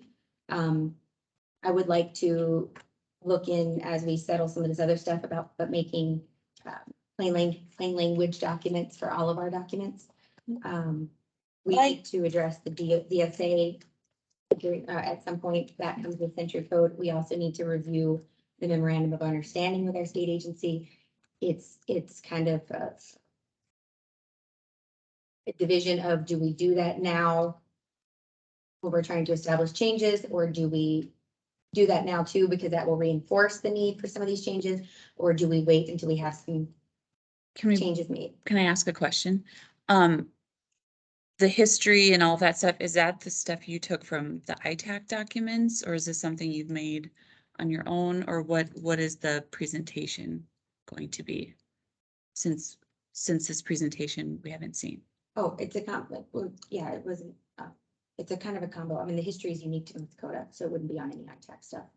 The purpose is black and white. Structural and operations, all of that is templated black and white. The general overview. From document ITAC or from who? From the DD Act. The DD Act is very plain language. I was just understanding where you're pulling this from and how it's coming into presentation, because we haven't seen it, so I just was. Notes from our policies and procedures. Okay. And then these are things that are currently in our policies. We annually should be reviewing the NRU. And annually reviewing the policies and bylaws. The member handbook again comes from the policies and bylaws. The ITAC member orientation, PowerPoint or PDF that was sent that Mhm. they have out on their website is very generic. It doesn't get into specific council member roles or committees. It kind of gives that purpose of, again, the purpose, interacting with DSA, the assurances that should be provided, things like that. So timing wise, when would this occur? Because ITAC can be on the phone at I'm not gonna have ITAC do 10 the review. 30 for questions, though. They can be there and listen and provide guidance during. So I was wondering timing wise, if that can be. I think as Cheryl's expressed, I think it's more important that right now we inform the council of and make sure everybody has a good understanding of our current operating procedures. That way we can see them and then we can decide if to Right. make it. But if they're on the phone, they would be there to bounce that back. like, Yeah. Yep, that's That would be great good. I ideas. think they're there, if they're on the phone, then they can be there as public. And if we have questions, we can defer to them, or if they want to be, addressed and recognized to comment, but I don't think that. I don't think the generic overview is relevant to where we're at as a council, trying to figure out what the roles of the different committees and whatnot do, because our policies are pretty clear as to how the structure would and should operate. Great, but I'm just wondering for timing, we have a window they can be there. Can this be timed at 10:30 so they can listen? And if there's questions, they're there for question and feedback on the spot. It might just make it easier for people to get a response. See. If we're gonna rearrange things on the agenda, I would wonder if we could take the next few minutes to look at the grant applications, just because I'm looking at time and And I thinking. have a whole other part to go over that too. So I mean, I was just thinking It's for not tomorrow. I'm talking It's for about tomorrow too. Oh, okay. Not right now, but for tomorrow, just trying to be time things. And I'm So pulling up my time. Budget. yeah. Just keeping that in mind. So then if they're there on the phone, questions can be asked and answered. The history is at 10 and 10 to 30. I mean, that council review, Okay, part of my report. okay. So that would work. You have a This, question? yeah, this is a lot. I mean, it is. I think we should really, I wasn't expecting so much discussion. Sometimes we Break. discuss and sometimes there's no, like, there's cricket. but I. Oh, I studied for I'm- like this 5 makes me hours last excited. night. That makes me super excited. too. But- I wanna be- And then I didn't still pull down I the was gonna right. say. And I every could type And every time I look at it again, I see something different. Sorry. I listen, I could read, but I listen and I have more questions. Yeah, That's okay. I had another question. no, you're okay. Okay. We have what? DD cancer across the state, right? Sorry. What? Across the This country? Country, Correct, right? 56. Okay, but each DD cancer is a little bit different, Yep, Mhm. because Okay. everybody in their state's different.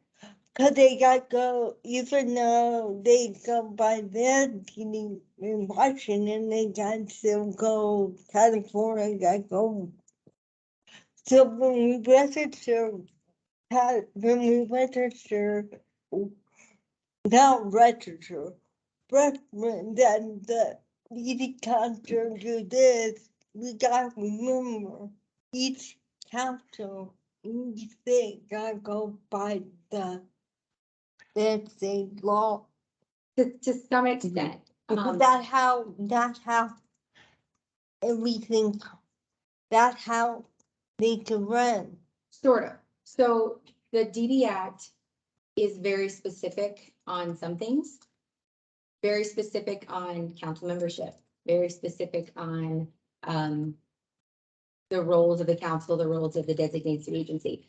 They're very specific on where we're gonna get to with the grants, some of those pieces, like it has some information is very black and white. And then the day-to-day operations is where there can be variability. The goals, our state plan is where there's variability. So while California might have really heavy goals and, you know, we should have employment too in a sense, but it might be really heavy in employment and they're, you know, big statewide self-advocacy group, okay? Whereas we have smaller amounts this way and smaller amounts that way and maybe spread out more goals versus several large projects. How the council operates in that sense is based on membership and the membership that represents the state. And so our goals drive the state plan and the state plan drives the staff work and how we spend our money. Okay, cause North Dakota is small compared to back home. It is, so we have a lot less money to spend as well. Okay, but I look at the 511 plan, it's simple. It's not big, it's the same amount of pages. Their 5-year plan. Yeah. I agree. I think our plan is very cumbersome, but Julie, we had a template and Julie pulled some together to kind of put our budget with the goal, with those things to help see it all in one place. One of my brainchilds to add later, because I throw enough out as it is something like that, is simplifying some of our goals and things like that. But our plan is good. I mean, their plan is simple, our plan is simple. Our plan and their plan focus on said stuff. I should, Well, I think you have a good Yeah. point that there's nothing wrong with our state plan. We're doing what we're supposed to be doing, but we just have some like formalities to fix up in our policies and stuff so that everything is connected. Mhm. And so, I mean, there's, you know, the recommendations for what, or, you know, questions that people have and whatnot, and we can go about those with either executive committee or the subcommittee. But yeah, the biggest issues with our policy and bylaws is the membership piece. so And then it's that we don't necessarily do what our policies say, in some ways. I think if we should work on a bylaw first. Yep, the No. bylaws fuel everything. The policies are from the bylaws. The procedures are from the policy. And then go through a product book, go through that and make some changes too. So I'm gonna skip over real quick. Can you remind us where we're at in the agenda? Yeah, it looks like page 3.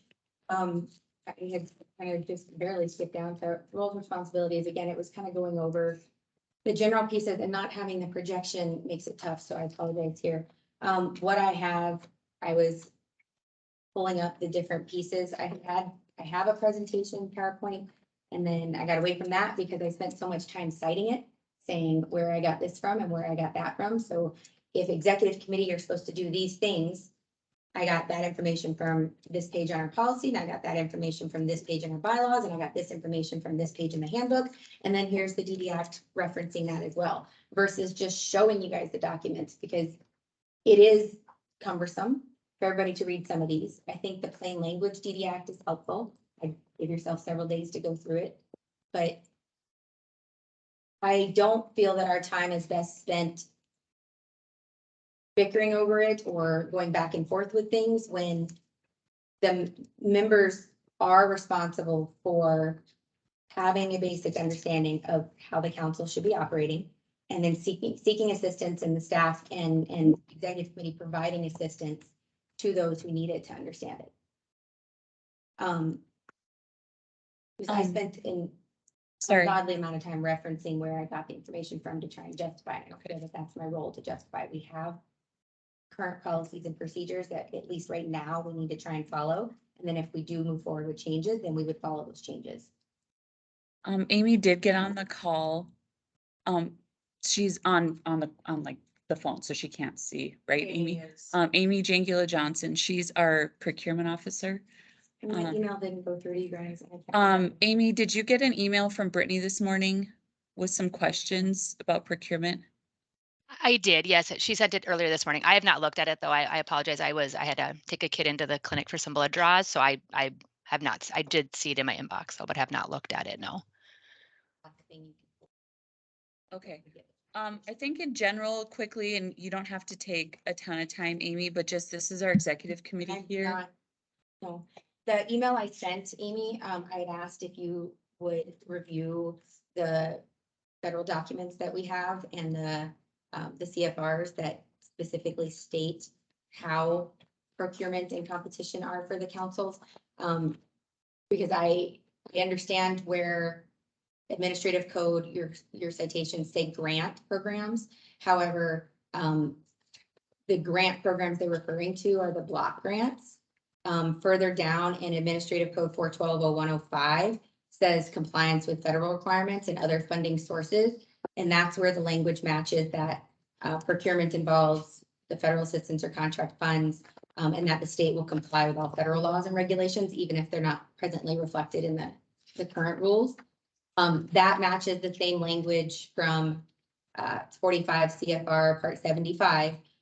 There's several different subparts there. And then going back to a very easy to read document I attached, ITAC, our technical assistance, has issued guidance on competition, and that, yes, we have to, all of our grants, aside from the consumer development grants, have to be competitive.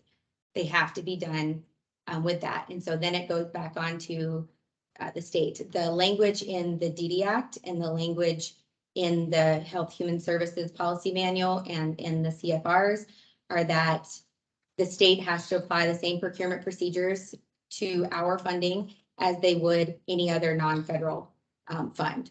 There are limited exemptions. The exemptions I listed out are all the block grants, the entitlements, and then breaks down the competition pieces and when we can do non-competitive, what the criteria for that is, which is a bit more restrictive even than the state ones. But that I was hoping that you would be able to, not this morning, because there's no way you would have been able to look at it in that grave detail because it's a book. But if you would be able to take a peek at that, and then you and I and Julie maybe discuss if there's any questions and if we need to bring in our federal the technical assistance, because it's their guidance and the black and white language from the documents that I cited in this email. So Brittany, just to make sure I'm understanding all of that, Sorry, I was trying to get that. there's a lot of citations, which I haven't looked at, but so you have a concern that the council is not appropriately issuing funds. You think that we should have all of our grants be competitive with the exception of the development. The development, the consumer development ones that are those are essentially scholarships and reimbursements. And so that's, they don't qualify, and there's language that identifies those as well. And when you're The- saying competitive, you mean competitive by using Our the request. procurement process. The procurement process in that sense. So the way that it's written out on several of the things that I found, and I've referenced some of them in here, is that, and it's why our previous minutes are kind of built to where we, in our grant manual and whatnot, says we review this during these meetings at this time and these others, is it's a grant cycle. So we open it up, we do our plan, we make our goals, we allocate funds for the categories that we want to do. And then we say, this is how we want to spend it. There are unsolicited options, but we have grant applications, and then we have proposals for projects is the differentiation. Over the innovative, but the innovative grant ones are the 10,000 cap. There's gray area and whether those, but it falls into those are ideas, those are innovative. That's the idea. Somebody says, hey, I have this idea, let's do it. And then essentially the council could and would build on that and into a project in the future, which helps sustainability on their part and it helps us fulfill our goals. The competitive part is that say we get this unsolicited response from ABC provider who has this great idea. That response, that proposal comes in confidentially. It's reviewed by a review, it's looked at, does it meet our plan? Okay, it does meet our plan, but it's, you know, in roundabout, but it's not one that we asked for. So we are then required to take that as is and put out a competition for it to see if there's anybody else that can give us similar project without disclosing their core ideas. And I understand the procurement process. I just hate to see the council limiting ourselves, because this is what the council did like 10, 15 years ago, Mhm. is everything was an RFP. Only people that were successful were like people at Through professional grant agencies. writers, Mhm. intended to be like the you said, for And it instance, so. Doesn't have to be, Could- review but- tools can be as Well- stringent as we want them or don't want them. Can we let Amy respond to this? If this is making sense to you, Amy, could you respond with what Brittany was saying here? Sorry, Julie, I'm not following her, I guess, and I haven't looked at because it doesn't apply to state. I mean, our state procurement applies, so I'm not, I would have to go back and read all of this at some time. I mean, I don't know, there must be 15 attachments here. I don't know. I'd have to go back and read all of this at another time. But state procurement, the state of North Dakota is a pass-through entity of the funds, and state procurement would apply, which we have been following in the 10 years that I've been at DHHS. I'm saying state procurement does apply. There are specific federal regulations that one named pass through that addresses this. But even without getting into the nitty gritty of interpreting any of those, ITAC issued guidance that point blank says we have to operate and offer our grants competitively. They list the 4 specific CFRs that they're addressing versus all the ones that list others.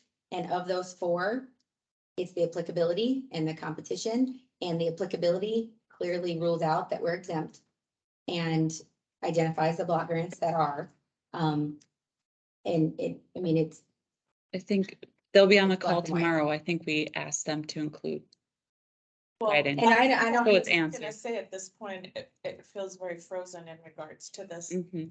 stack that I printed out. Yeah, So I don't Well, understand like where we're at. And that's just it. So I think the issue is we have different definitions of what is competitive. Yeah. Because like, for instance, the small innovation grants, they're like up to 10 grand or what have you. those do not have to be compared to others. They don't have to have the triple check or the 3 proposals that way. They would fall under the Right, small. right. so So those we would can be move forward with looking at those. those. We can Yeah. move forward with Mhm. looking at consumer Correct. leadership And that's what requests. we had discussed doing today. The larger ones are, I did bounce back again from this too. The larger ones are the ones that would be subject to that competitiveness. And there are the ability to do sole sourcing. There is the ability to do it non-competitively, but it spells out step by step that if you choose to take it this way, it's gonna be this way. You could do this, but you have to follow those steps. I know that there's stuff that happens behind the scenes, but that's where the other part is the council, it should be behind the scenes. So like Amy identifies in her answers to Julie's questions previously that the state or OMB or procurement, doesn't have the ability to approve or not approve. And that's correct. Everything, every penny that comes should come through the council. And we should be reviewing all of those large projects. We should have a very good understanding of kind of the coming and going, and the idea is to do systemic work, several large projects, and then fueling the self-advocacy efforts for the smalls. I'm not. We don't disagreeing. have that much money compared to some other states. I understand that, and I'm not disagreeing with you, but I still think it's our duty to look at these large grant applications and say, our policy says we have to look at these. We can reject anything we want. We can move things forward if we want. So if Mhm. we look at one of these big proposals and say, this is a great idea, then yeah, we can Move it initiate that forward. process to do an RFP or sole source. Like, I still feel like we Yeah. need to, And Talk that's about the them. idea. And Our policy and our grant manual already spell that process out. They still have to be confidential, state requires that they're confidential and they're awarded until somebody's picked. Mhm. So when we're talking the projects, the way that they're reviewed, we have it in our grant manual, we have it in our policies, that says how it should be done. If there's an exception to it, the exceptions come after that initial confidential review and the scoring sheet and in figuring out if it matches our state plan or not, prior to kind of moving forward with them. Then once it's reviewed that way, you mean to take a break? No. Okay, once it's reviewed that way, based on the grant manual and our current policy, we would be able to say it meets our plan. It doesn't necessarily meet something in our plan, but we think this is a great project. We need to make an amendment to our plan or our annual work plan. And then be able to figure out, this is so unique. It is so maybe rural focused in our already rural state. So the likelihood of being able to find somebody else to implement it the way that this sounds, the way that we want it to happen is slim to none, and we would meet those criteria to say we're gonna sole source it or we're gonna just get quick quotes versus a full RFP process. But the beginning of the process is consistent with the regulations and the practices, all of that, and we have that. We have lots of contracts to move forward on before anything does. But I mean, Amy's job, and I say this because we're another state agency and I'm a procurement level officer for, and I have my procurement person contact, so I'm just like kind of speaking like the procurement at staff at the state would not be letting us move on if we were doing things inappropriately. So yes, we could probably create some more opportunities for, more competition, but that doesn't, and we can choose to do that and that's fine, but it doesn't mean that what we've been doing is inappropriate. Amy's answers to Julie's questions in the November 18th email was that we are exempt from the state procurement processes. So if that's the case, we are But- not operating. Excuse me, Brittany, what is it? Grants are exempt from Century Code that follows procurement. So what would be, and by that, it means it doesn't have to be solicited. So can you repeat your last statement, what you said, please, about what's being done incorrectly? So in reference to the grants, that was my kind of starting statement, is the end of 412 that you're referencing that says grants are exempt.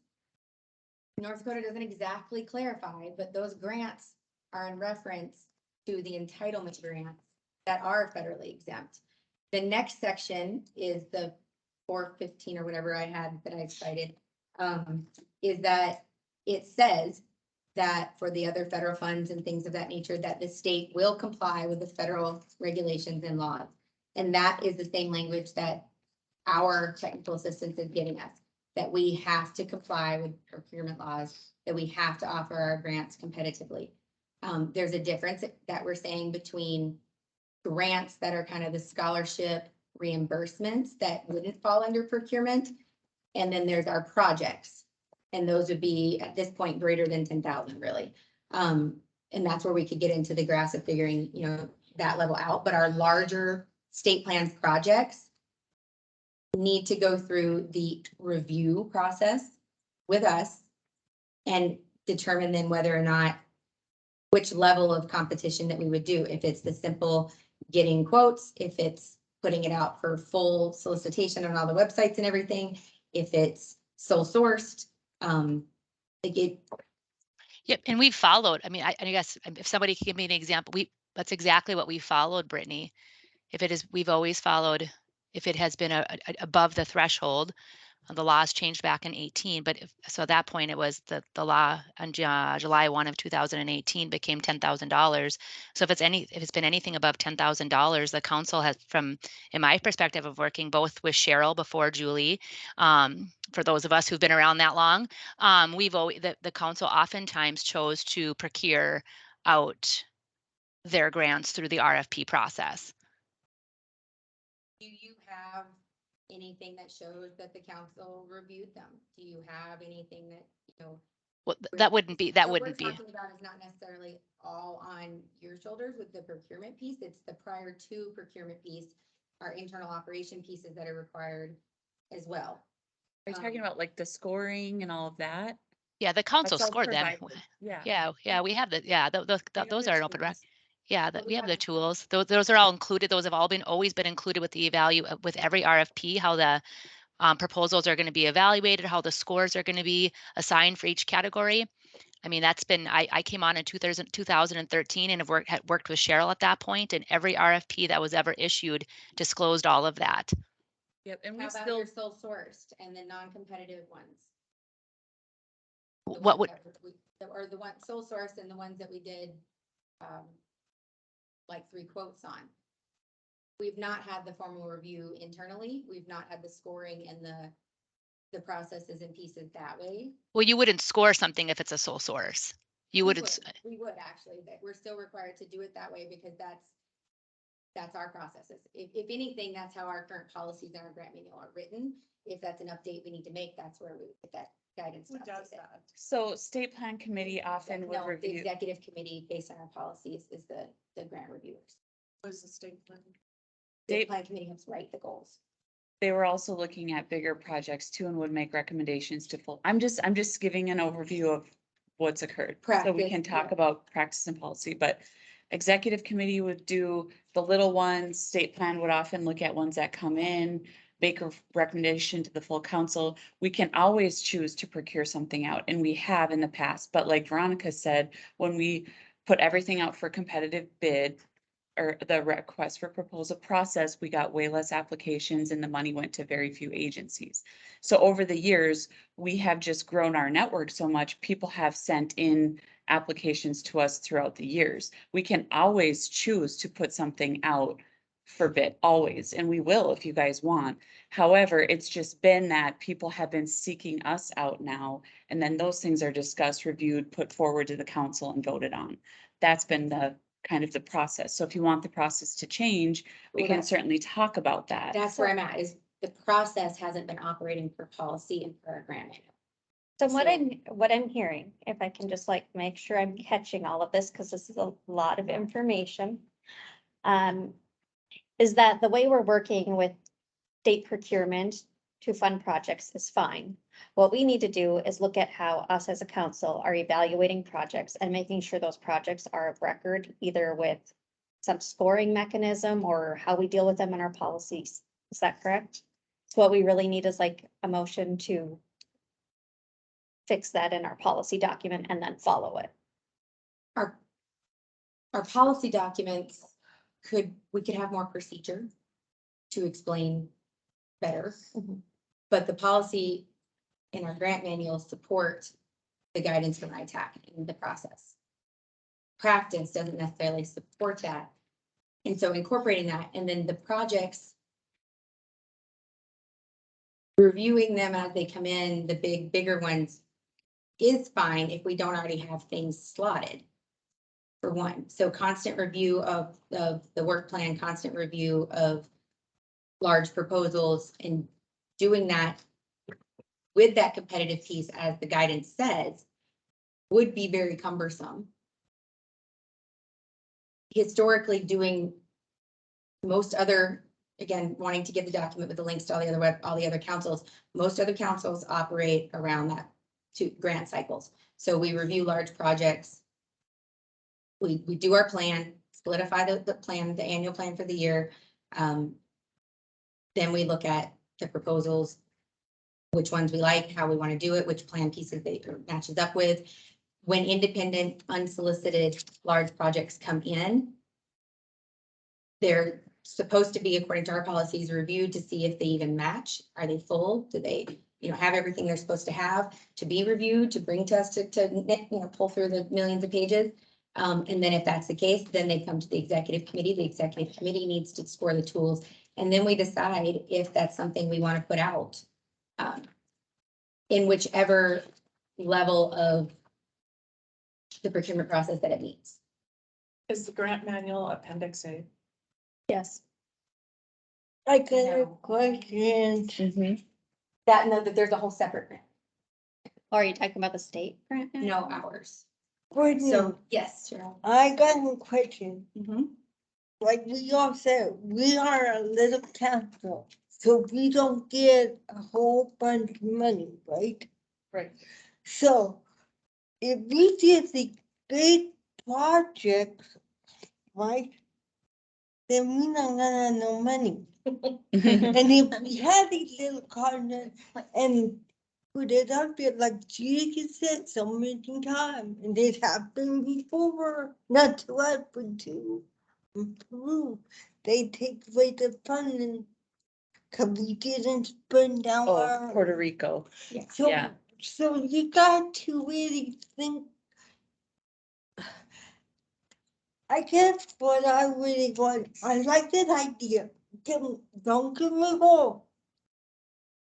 We prefer different characters how they do things, but now we got to come back to north, going to current, and do what is right for the character.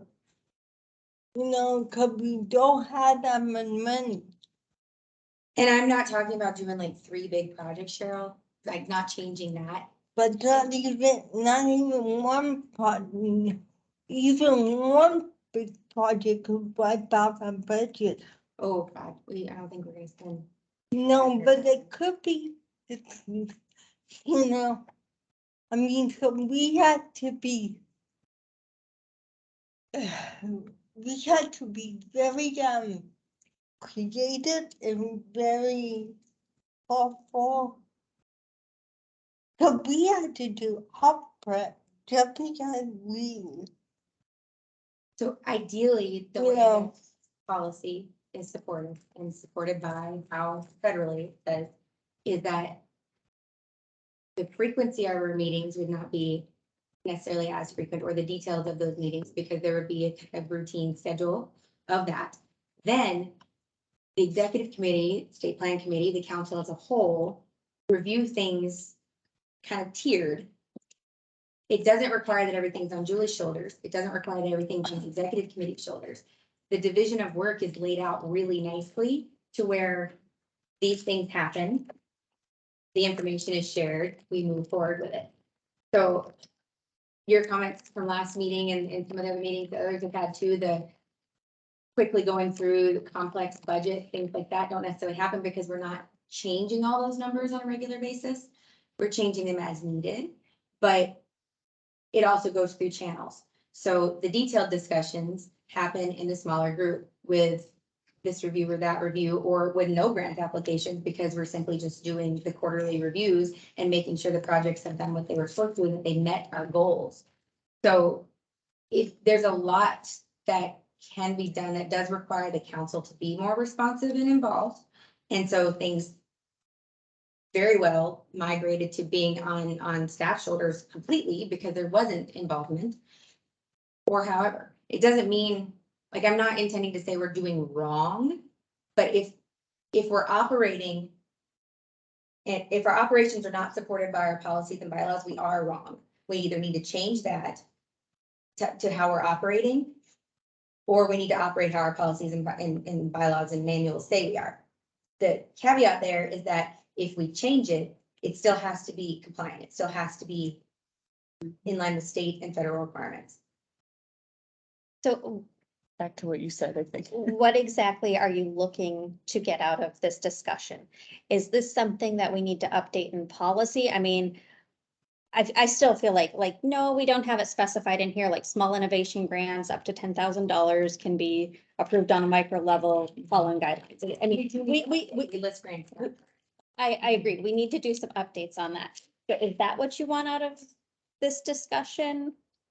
That part of it, that can also be deferred to what we talked about, the, not really a subcommittee, because it's only one person different, but that piece, if we wanted that to be delegated out, if that's something that the executive committee wanted to take on, or, you know, and the discussion of practice versus policy. If we wanted to dig into doing it differently, then we need to have thorough discussions with Amy, with ITAC and all those to make sure that we are practicing how it's supposed to be, and then we can have the language be reflected in policy and grant manuals.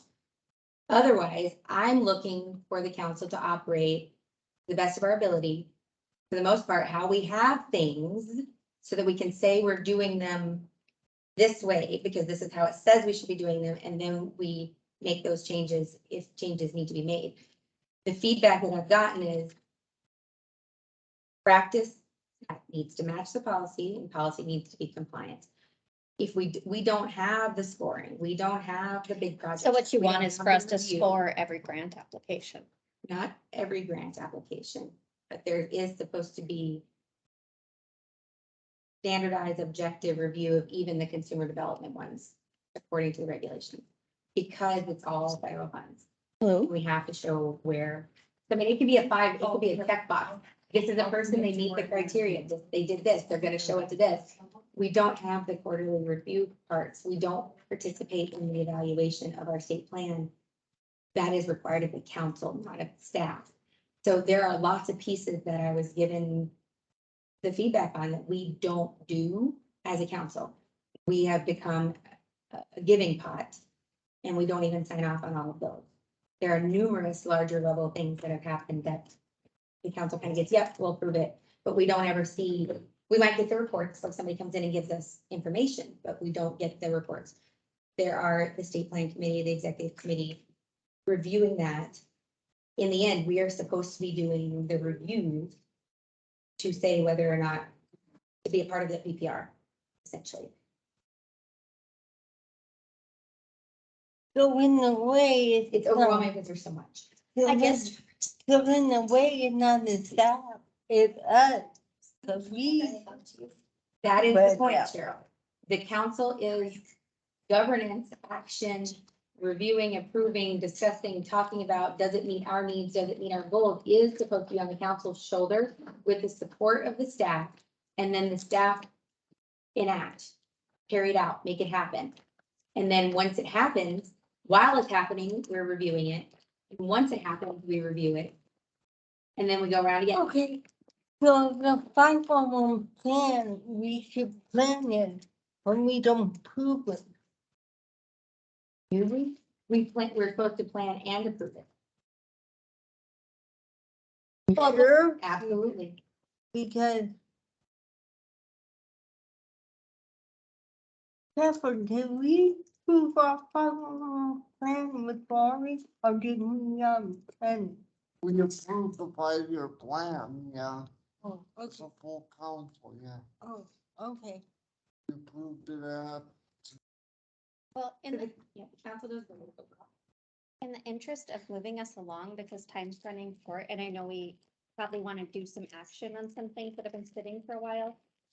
I would say that I make a motion to have the bylaws subcommittee take a look at the section on grants within council policies and procedures and other related documents to ensure compliance and practice are the same. And then I guess I would also say that in the meantime, while we're waiting for changes to be considered, that we don't stop business if it has been something that has been previously agreed on by the full board.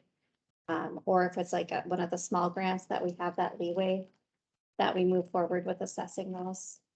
And when I say approved by the small board, I mean like, you know, the board said we want to study on, what was it, peer-to-peer or something, like, so I feel like they already gave us permission to move forward with that. So I feel like we can evaluate that and bring it back to the full board. And you don't have to agree, but No, I don't have to agree. That's just it. That means that if the committee wants to move forward, that I just want to make everybody aware that there are sections of non-compliance and there are pieces and parts that address that if we move forward with the information that we have and do it the way we're not supposed to.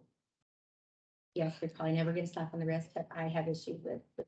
So that's, I mean. Well, I'm really sorry, because I can't really understand this. I We're gonna don't have to either. Really make didn't a have to go. decision. I'm sorry. Can I be honest, can we have people that know they come set up, having I talk about it? Can we have somebody in and talk about that? That was kind of the idea. Cause I think I'd rather hear it for somebody who really knows it inside and out. Not just not just anybody, it had to be like Jan or whoever, Amy Amy and would come I in. think our technical assistants. Yeah, We Yeah, reached because out of- to Amy and we got the answers and the but answers completely contradicted ITAX guidance.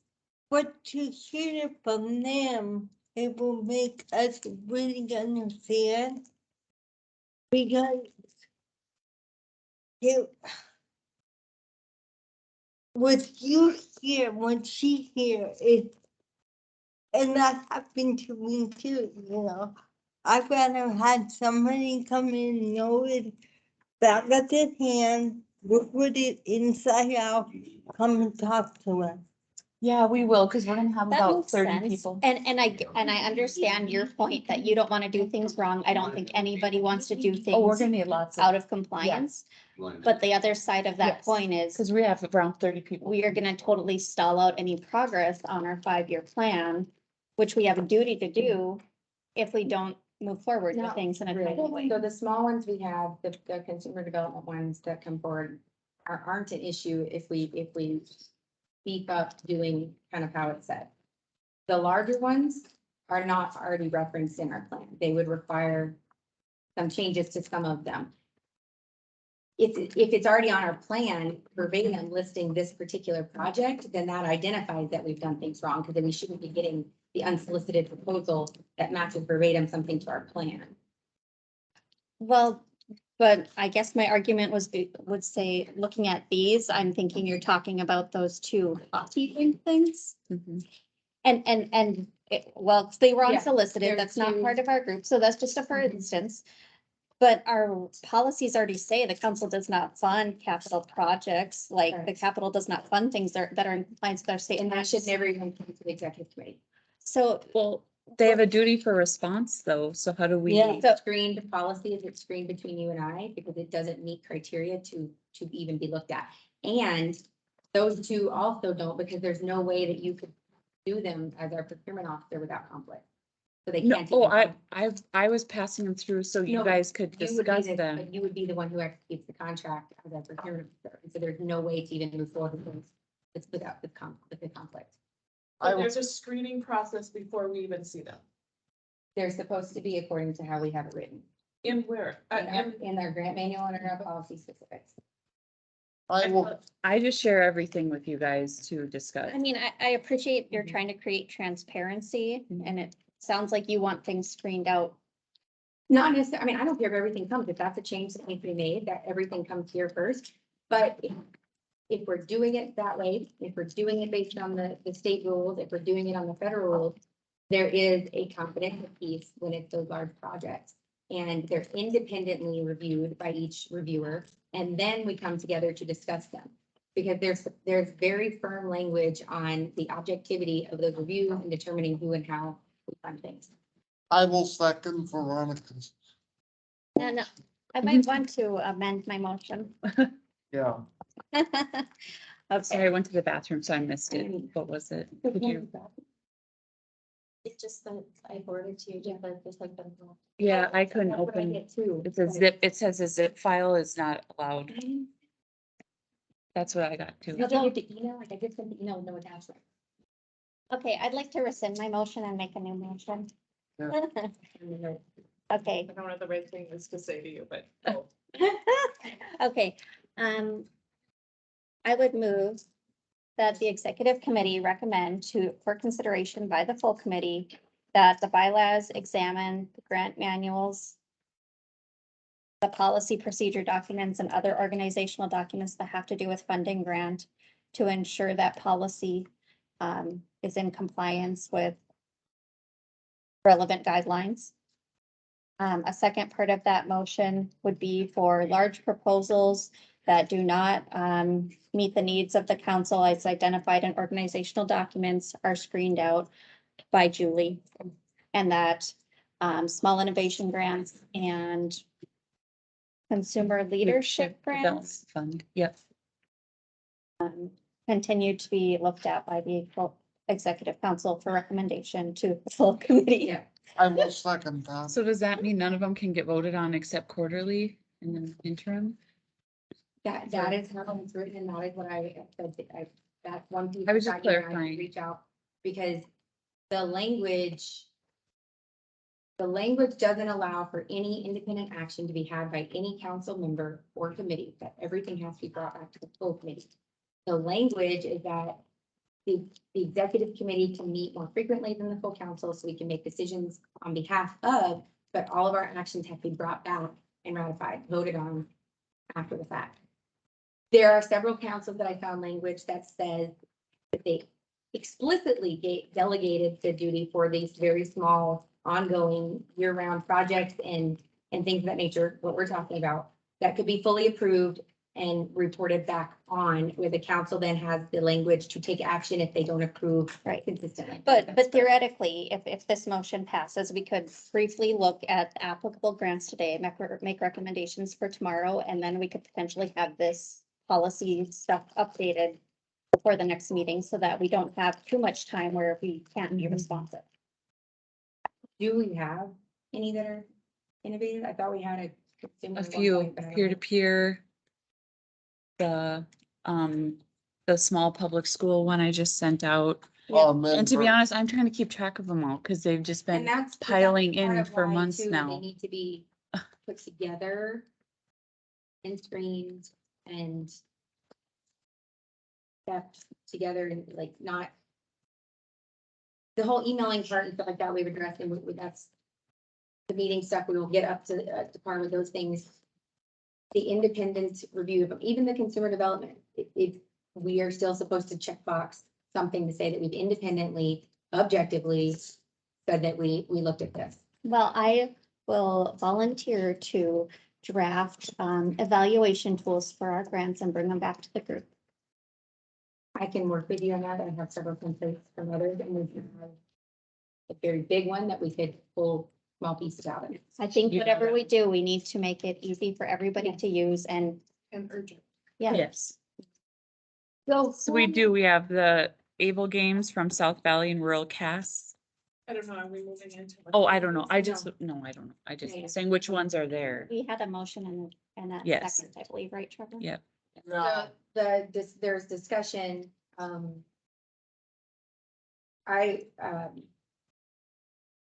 our policy and guidelines don't support just the staff screening out, but we can leave that in the motion when we're making sure it's compliant, if that.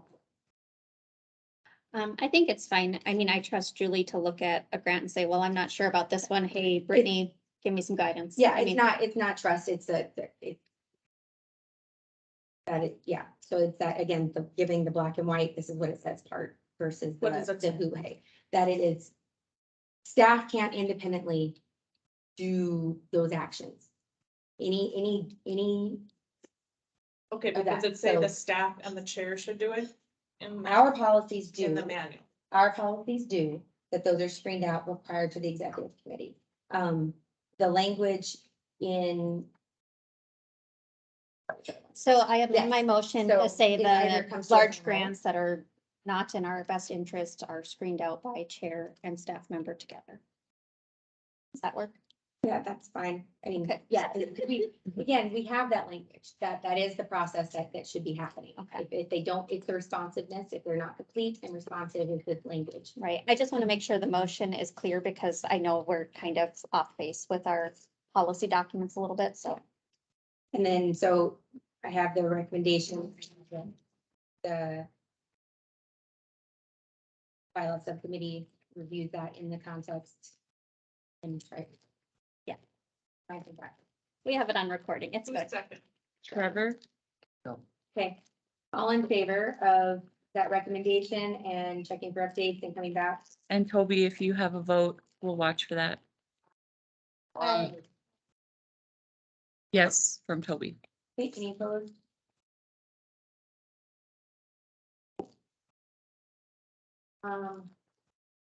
Clicking them down, so we can come back to it. I just want to say that we talked about it. again, roles of the executive committee, and we can go over, but we're not gonna have time. Explaining, again, policy, annually reviewing our memorandum of understanding. We're supposed to have annual submission of the assurances, basically saying, say, hey, these are the things you're supposed to be doing at state, not just the DSA. Are you doing them? How are you doing them? Show me you're doing them. Don't have that. Haven't had that in a while, that I know of. If you could send out, that document, I mean, because the way I read the policy, I did wonder like, well, who's responsible for signing this and reading it? The assurances are supposed to be signed by the chair of the council. I mean, the Yeah. MOA. The MOU is signed, well, there's two pieces, and so that's piece of clarification. Some of the documents say that the chair signs it if we are our own DSA, some say the chair signs it regardless. Because the agreement is between the council and the state, and we can delegate the procurement contract abilities, but we can't delegate the agreements for governance and action and how we do things, is what I have. So I have all that to send out. Okay. Either way, no matter who signs it, it still should be reviewing it. And ensuring that we're getting the supports that we should have so that we can do what we need to do without being bogged down. Can I get a motion to defer or table later?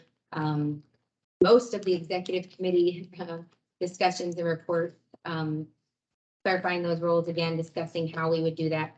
We need to do the MOU review or discuss it. We need to review the conflicts of interest statements for the council and discuss those.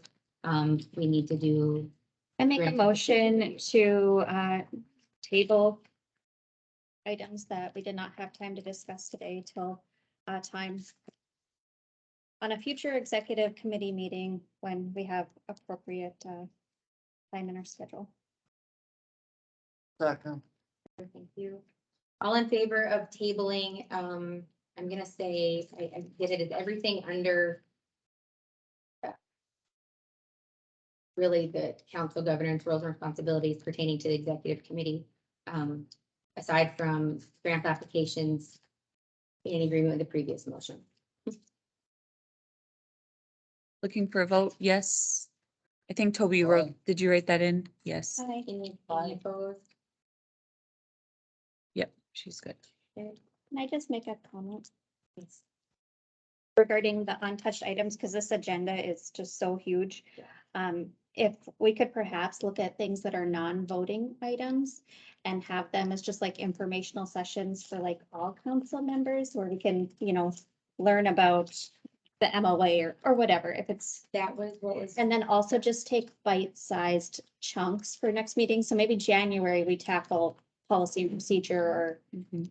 February we look at MOA. I mean, That this is was- just so much to try and get our heads around. That was what we discussed briefly in the meeting that wasn't the meeting, and that was the plan. However, there were still numerous emails that went out, and there was a lot of And things that that's- we've talked about and kind of trying to be on the same page with and come to operating together and working together. And I do think that sending things out a lot is. Yeah, and then we were clarifying that, yes, informational sharing is fine. We can send this out, educate, read this, check it out. You can ask questions about it. We're not necessarily doing business, we're educating and informing. That was my idea, to send out the plain language GD Act highlighted with some key pieces that we needed to focus on. Let that sit for, a few days a week with everybody, and then move on to something else, or. And that's great for the informational part, but I almost wonder if for some of us, it might be even more helpful if we have like some of our, our partners that are experts like ITAC or whoever. To Yeah. talk about like, we're gonna present on roles and responsibilities, and whoever wants to come and listen can And listen. that's fine and dandy. If you guys reviewed those, they are very generic. And then we spent an hour discussing competition and procurement when they've already issued guidance. Like it went through this whole 45, 60, 90-day response from ACL because it was already asked, and then it was taken and guidance was given, and ITAC puts it out.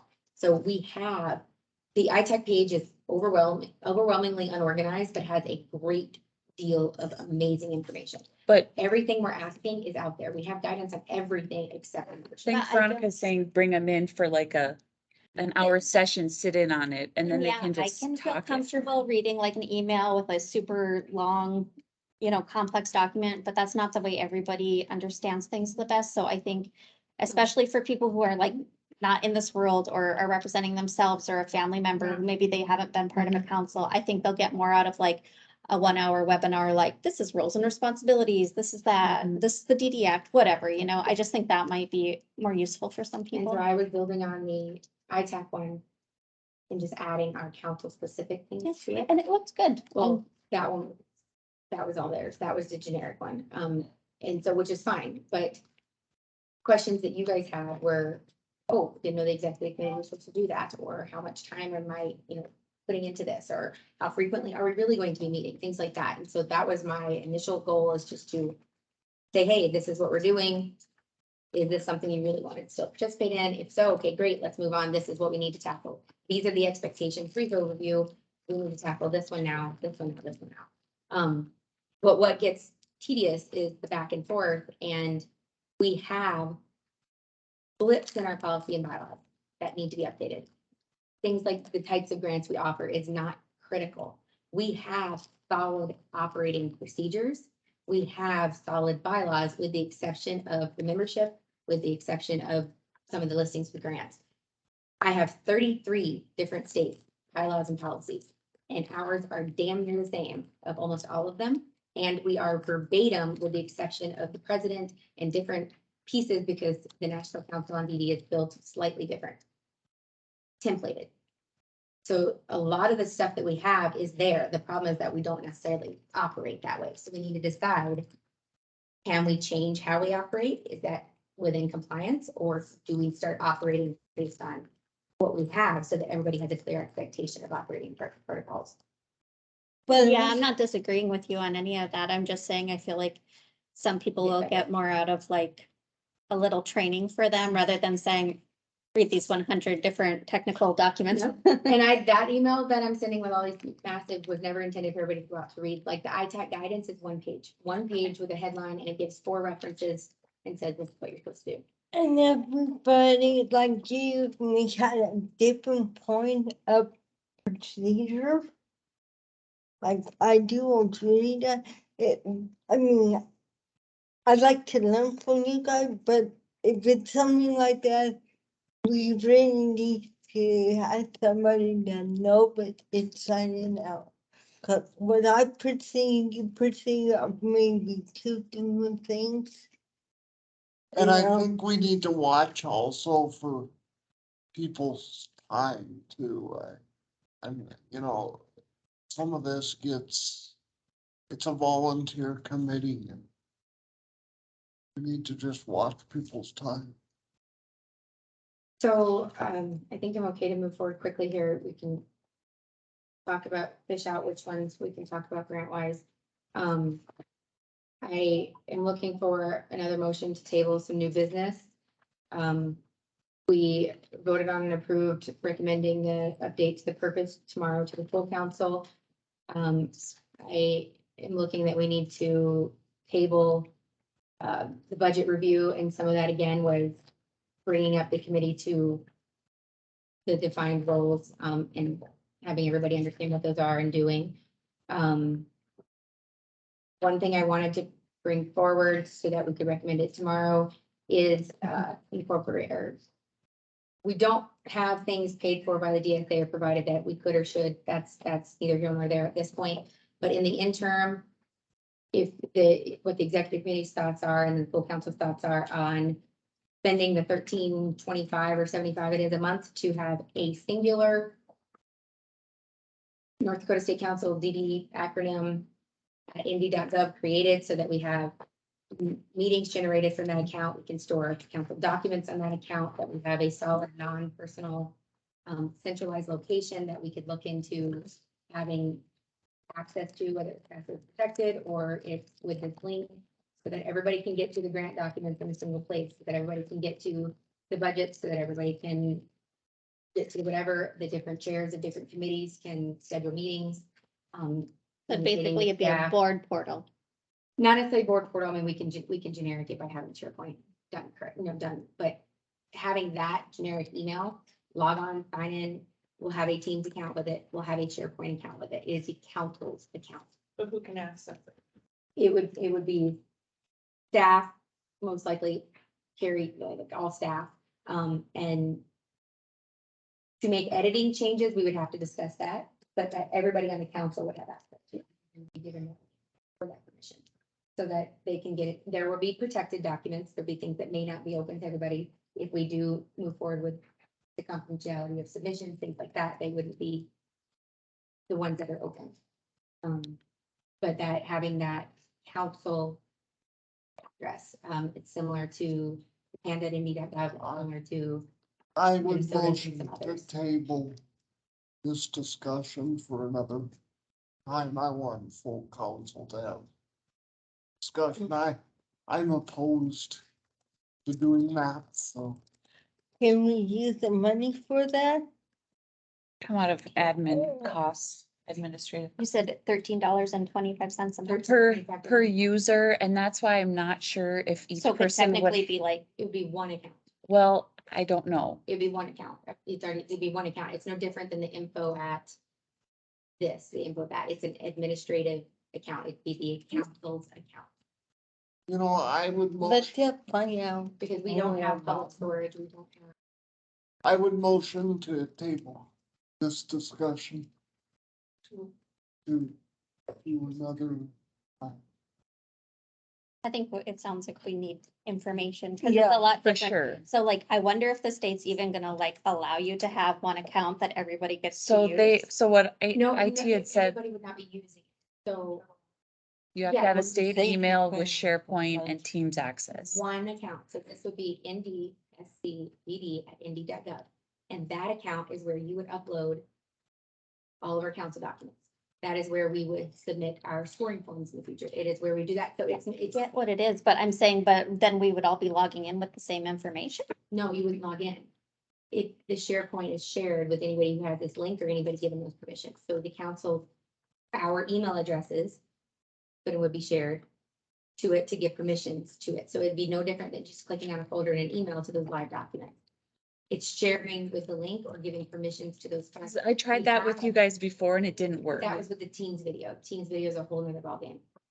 Because those can't. those We just have to aren't look really- into it, really. We Yeah. have looked into it. That's what I'm saying. So if we don't, the executive committee doesn't feel like they have enough information, that's fine. We can get more. But we don't have an office. We don't have the public space for storage. We don't have those. We need to have a place where the council can access this information. And then as things go, we'll work on having the access via link on the website or something of that nature. But right now, the council doesn't have any access to the state of North Dakota, anything. Julie does, Carrie does, the council does not, and the council should have a registered account per se. That's where our documents should be. Our documents should all be stored on. Oh, I agree. Yeah. It's a good idea to like have everything out there accessible for folks. I'm just Mm. finding it hard to believe that IT will really work like that. But nobody would be accessing the actual account besides, say, Julie and I, or Julie. and then Accessing the only- documents. It's just the document. So if you go into your account right now and create a folder and you right click it and say, anybody with this link can access it, then anybody with that link can access it. That's exactly what I did with COVID things and shared out policy manuals and whatnot that way. Anybody with that link can access it. It doesn't mean that they have access to the account. They would not be able to make account level modifications. They would not be able to, it's the live document. So when one of Pam's tracking sheets, it's sharing that link. Yeah, I sharing get that it. email. I get it. So I would move to table this item. I was looking for a motion to recommend it for discussion with the full council. However, if it's that hairy, adding 3 times more people to it, maybe more hairy, looking to tackle the big pieces of the puzzle of needing to have access and needing to have not necessarily Oh, the sorry. billions of emails we talked about. Kobe has a question. Kobe, I'm sorry if I missed that for a little bit. Can you talk? Yeah, that's okay. I feel like I don't know if tabling is the right answer, but if it's more like, it needs to be clearly stated so people can understand how it's going to work, other than, like on some sort of sheet that people can reference to, which I know potentially it creates more work, but I feel like the conversation is kind of jumped around with what we can do, what we can't do. Is this even going to be allowed? Who's going to access what? I feel like we need to just have it more clearly defined so people can make a decision about whether or not they agree or disagree. And I don't know if that can be determined before our meeting tomorrow. I feel like we can't table this discussion for too long, and it would be nice to potentially have something in place by the meeting's end tomorrow, because we get a lot of different documents and things like that, and I consider myself a fairly organized digital person, and I am having lots of trouble keeping track of everything, and I don't want to print everything out. So we need to come up with a different solution if we want people to be involved. So to narrow down, I guess my landed conversation is I was more looking for the executive committee to make a recommendation to the council that we can expend 35 or 75 a month. That we would be willing to authorize that budget wise on the administrative byline, and that Julie and I can follow up with the logistical technicalities to see if we can make it happen. If we cannot make it happen, then we'll bring it back to the council or the committee or both with an alternative suggestion. Similarly, if we compared and said, hey, we want to have an office again, Julie do some scouting. She'd say, hey, I found this one, this one, this one. It's going to be X, Y dollars. We wouldn't necessarily be asking the committee and the full council to go and approve the square footage and the office layout and how the doors would work in the filing cabinets. We would be asking for the budget authority to say, yes, let's expend this. And then it comes down to the management aspect of the council to see if we can make that work. So I'm asking if the executive committee is willing to move on a motion to recommend spending that money, adding it to our budget on the administrative lines. We do have some hair room currently with how it's listed, I think, in the percentages. And we didn't get to some other things where we could move some of that stuff out of it. So we'll continue working on that. My question, okay, $13 is for a running, but how much it is to set it up? It's 13 some odd. To set it up? That is what IT counsels. The other thing, Cheryl, is the background on this is something that's in our memorandum of understanding with DHS and the service that they should be providing. Okay, And so my end game is that this would not be monies that the council will be spending in our administrative budget, taking it out of other staff management things. These are things that we're already paying for, but not receiving. And so when we are able to get to the point of addressing that's something that we address. okay, well, I guess couple things it does find out if that second is find out how much, cause every time you go to the website, a new website, they charge you to set it up and all that. It's not only 13. They're more cost just because they got it all set it up for DNS. That doesn't mean that they got it set up for the council. Yeah, and this wouldn't be the website. I said SharePoint is kind of website-y, but it's like Microsoft where you should store your documents, and that's part of the big account, which is in that 13. But if the recommendation is that roundabout money that we were quoted, and that we would look into the logistics of it, if we can make it work for that, and then we do something along those lines until we can figure out if the DFA should be providing everyone access or all access, or the intranet page that the council has available to the council, and other ways that we can move to that later down the way. But at this point, from what I've navigated and managed personally, and from the IT stuff, and just from simply the page on IT where it tells you all the different account types and what's included in the cost, that generic email is something that majority of other councils and agencies have within the state, where it's where the centralized DOH one used to be, the intranet page or things like that, where yes, they are network people, but that's something we talk about in the future. I'm opposed to it for now. I think You should just hold off. Till Did we talk. have a motion? Yeah, That's your motion. Okay, sorry. yeah, To table it yeah, to the full council or table it to a different date. a different date. So like, we need to talk to IT first before we do anything. See if it's even, Well, and we didn't get into the nitty gritty of the governance versus management part. And again, I just want to clarify, I'm asking for a motion to make recommendation to expend those funds versus asking for a motion to figure out the management and navigation of it. I know that, I'm aware of that. I just don't think it's necessary to have this.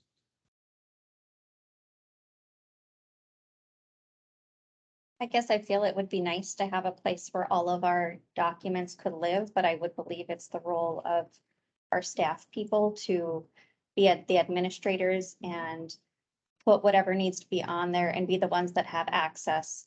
I mean, so I guess I just don't know that I think all 30 staff members should be having access to put documents on there. It's just gonna be kind of a garbage can if that. Yeah, No, those, So I just prefer that like. I wasn't could my idea of the permission. The Okay. permission, we can access We have a them. It would motion not on be the able to- Look at the link at the links, yeah. Yeah. So.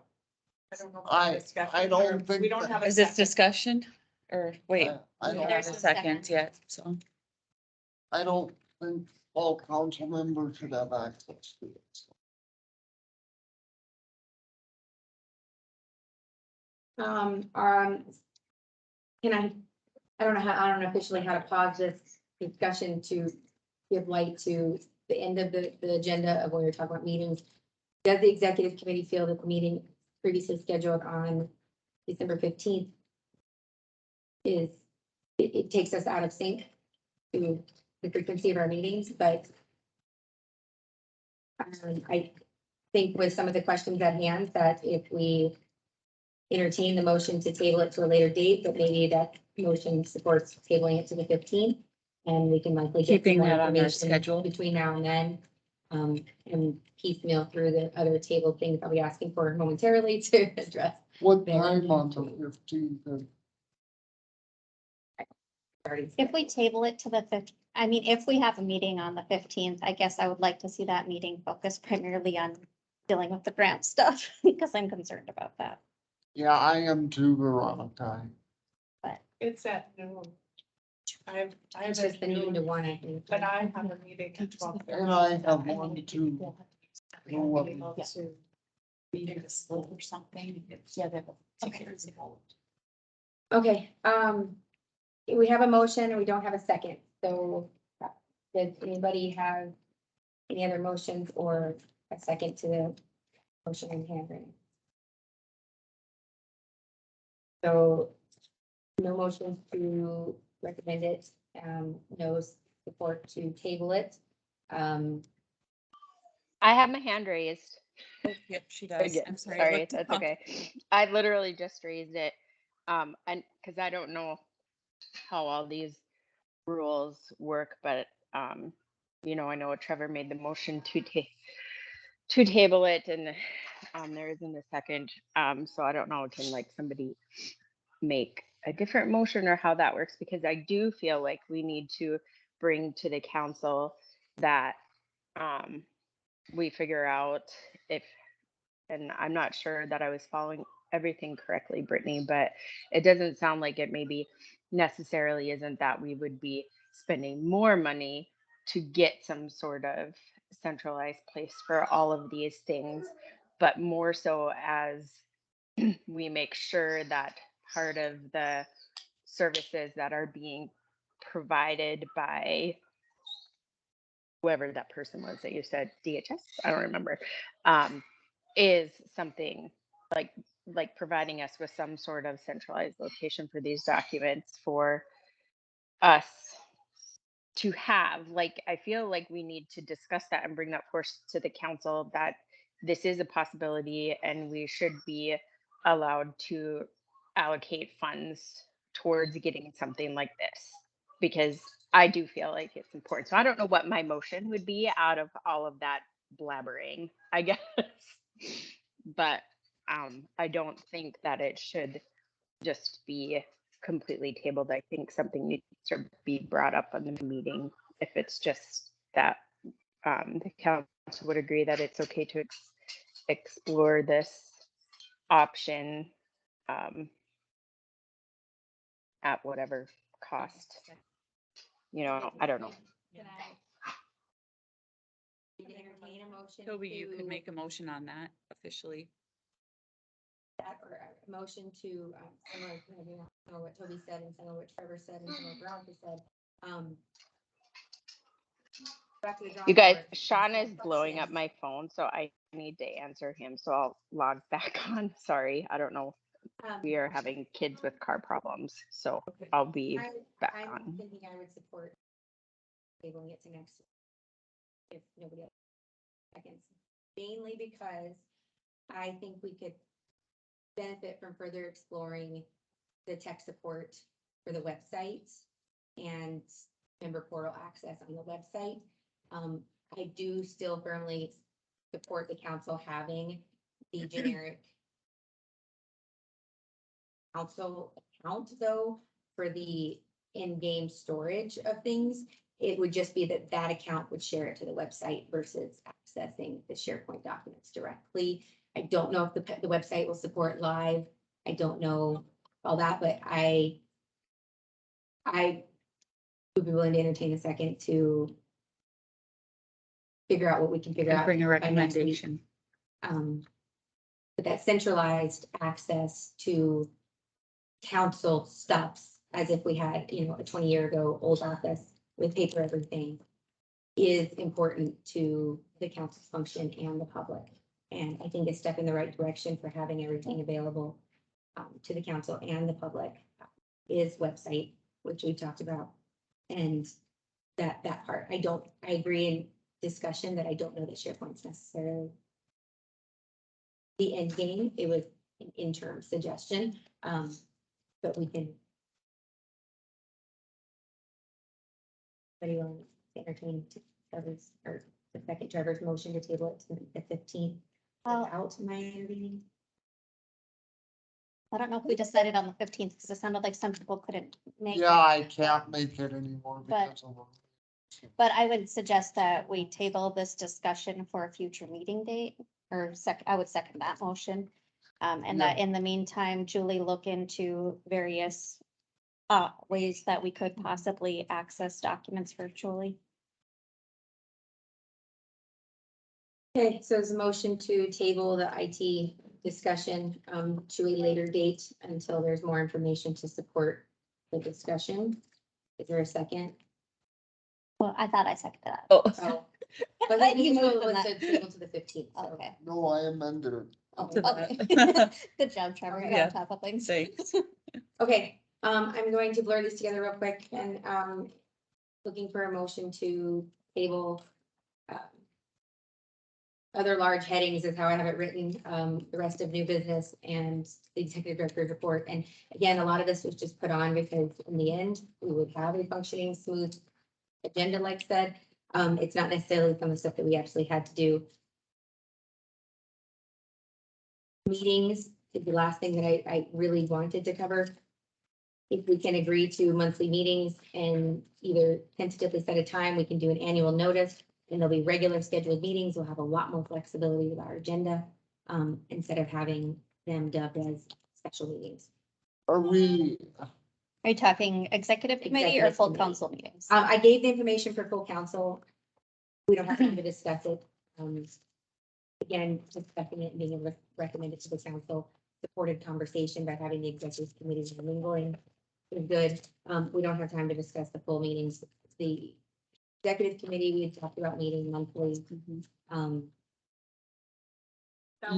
We had talked by. We had talked bi-monthly, we've talked monthly, we've kind of talked a lot. If we so, can schedule meetings and they'll be regularly scheduled and we can cancel them if we choose to move to monthly. If we want to do bi-monthly, that day and time this week and then different than that.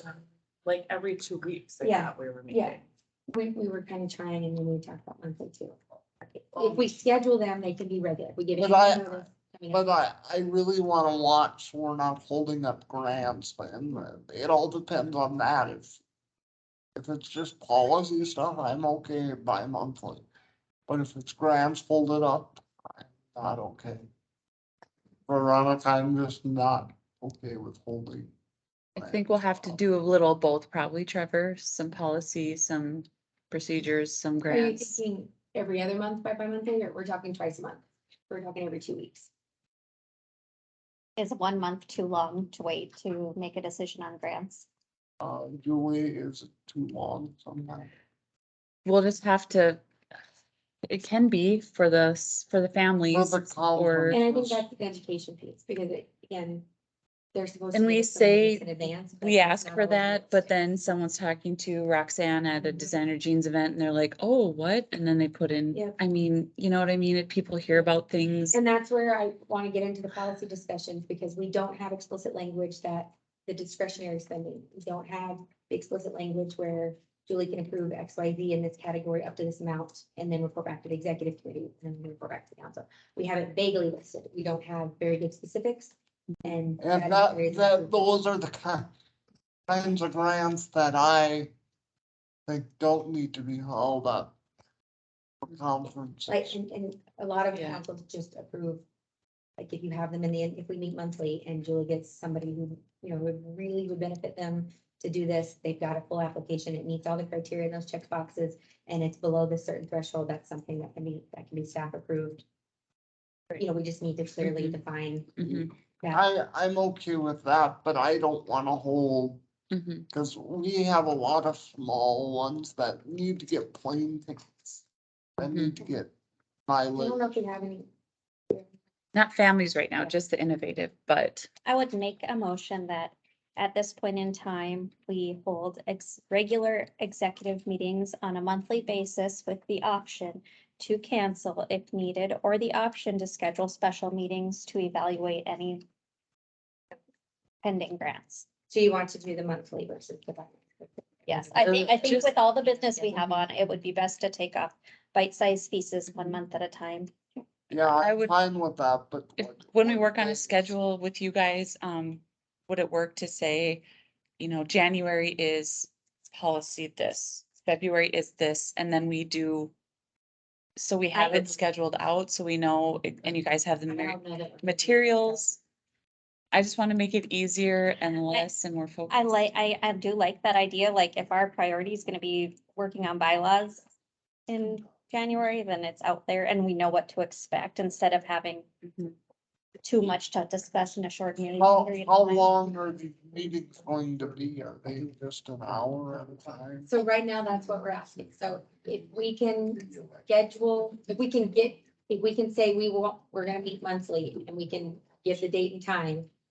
Even if we do it just on Teams right now and work on finding a physical location, if that's how we want to do it too. We can give that out for notice, and they are regularly scheduled meetings. We have so much more flexibility. Yeah, and I And I- didn't specify in my motion because I think that's an administrative thing Julie can coordinate with us and see what's gonna work for folks. Well, and I would just encourage with the complicated items, we're in person. We do have to approve the Yeah. dates and whatnot, but we can Could I bring send- that tomorrow if we, Could we work on a doodle poll and get yeah, if we. you could guys do it, to we could vote do a on doodle dates poll and tonight And times? try and get that, and worst case scenario, we schedule and we have to change them, it becomes a special meeting. But if we can at least Yeah. get the notice out for our annual meetings of the executive committee, which is the main operating standing committee, Mhm. then we've alleviated a lot of headache. We don't have to have the agendas at this point. We don't have to have any of that. We can work on. Or could we try to predictable say the schedule. second Tuesday of every month from noon to 2?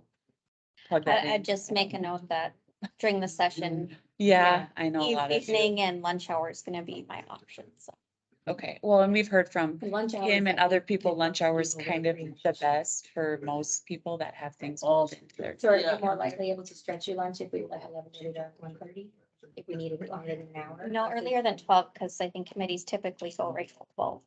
Did you yeah, say earlier than? and Veronica, for me, that will Sorry? be the same thing. Yeah. Thing they just told me yesterday when I was up there for organizational. So noon, They oh, want me yeah, up you're there, driving for a so while. No, I would and be able to. would you Oh, also free. amend your motion to do every other week for an hour? And then we can cancel extras if need be, if we're gonna have difficulty, especially with the upcoming months of scheduling them for more than an hour.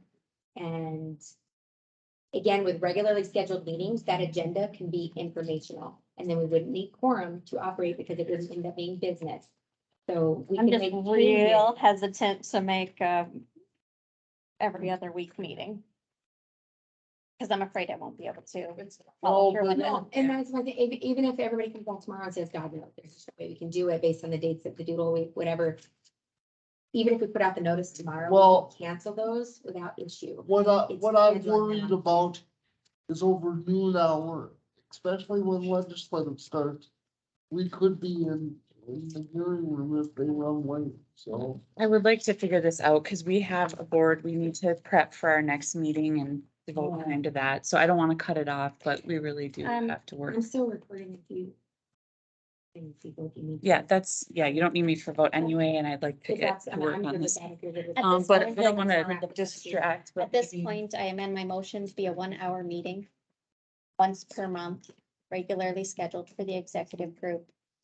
With once again, the option to add additional meetings or amend our meeting schedule if we decide we need it to be more frequent. Time and dates of the meeting should be determined We have. to based on approve the meeting available schedules. Well, But then we can do a do that doodle tomorrow. poll. Do a doodle poll. Yeah, okay, so the motion is to plan for monthly meetings, duration of an hour for the executive committee. We will do a poll to hopefully get some roundabout answers. Ish for a standing appointment time. We'll bring it to the full council tomorrow, ideally. If not, we have an opportunity to discuss it at the next executive meeting, typically on the 15th, if we can meet.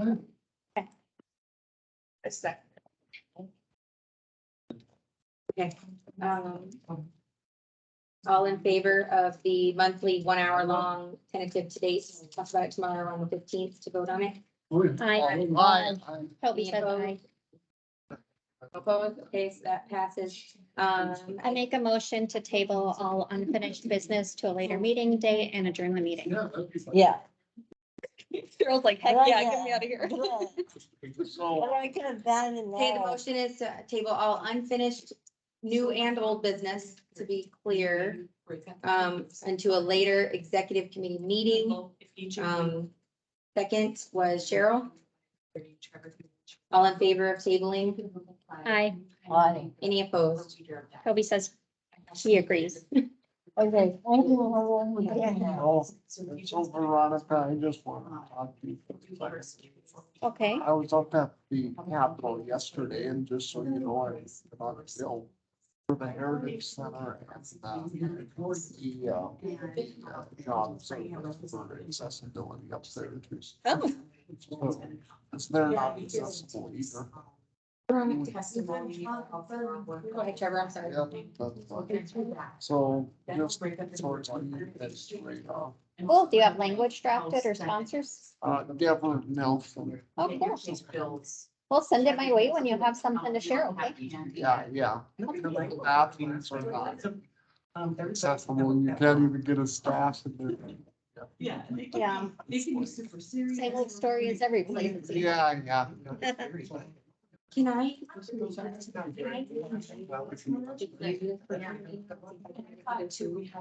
And You can. I did see something that said like you can't, you are not allowed to receive zip files or something, so. And I took all the attachment on and then people off of it, I thought, but I'm just cutting and pasting, you know, email now instead of like forwarding. I just need to see if I can get it to go. And then I'll send attachments separately. I mean, you need zip files. So then. Yeah. Each. So I might be there Saturday. We'll see. You better read. I have a funeral. so Oh, bummer. We'll see one of the nice Then we will. mom died, so I gotta see. Oh, that's too bad. Or I guess technically, the motion passed, the meeting was adjourned. Okay. Steve, you want to be the chairman and we the floor vote, please? Toby's not on anymore though. Yeah. So, yeah, I was up there yesterday, Beckett and Mickasaw got Well, that's okay. house. Take people through. Yeah, he's a good guy. He's been helping us. It's funny. I don't see. Who ended up with Human Service Committee Chair? We, Did she? Hogan said, I heard some hubbub that he might. Chair for the Human Service Committee. Maybe it was wrong. I don't know, could be, yeah. And still behind the 8 ball lane. I've been too busy and haven't been. able Yeah, to you're pay gonna have to write a lot of notes when, I'll be up there too to help you with notes. Just don't expect Teresa level notes for me, because remember, everybody can watch it on TV and read the transcripts, so mine are gonna be like, the cliff notes. Yeah, that's all we need, Good deal. because, you know, I'll be up there most of the time. Well, we've been seeing a lot of each other. Yeah, cause, yeah, and then too, you know, they didn't put a button on the Rough Rider room, so we're working on that. too. Where's the Rough Rider room? Is that true? No, Senate is Oh, using. Hmm. So don't know what's all going on. Yes. a work in progress, I think, huh? Yeah, People didn't like that rock. No. But I mean, it's so fun because then you debate it and you. How big should the rock be? There's specific parameters if you have to be coding or something. Should it be? And then Steve, here's like your recommendations. We talk about do not pass, bills, blah, blah, blah, after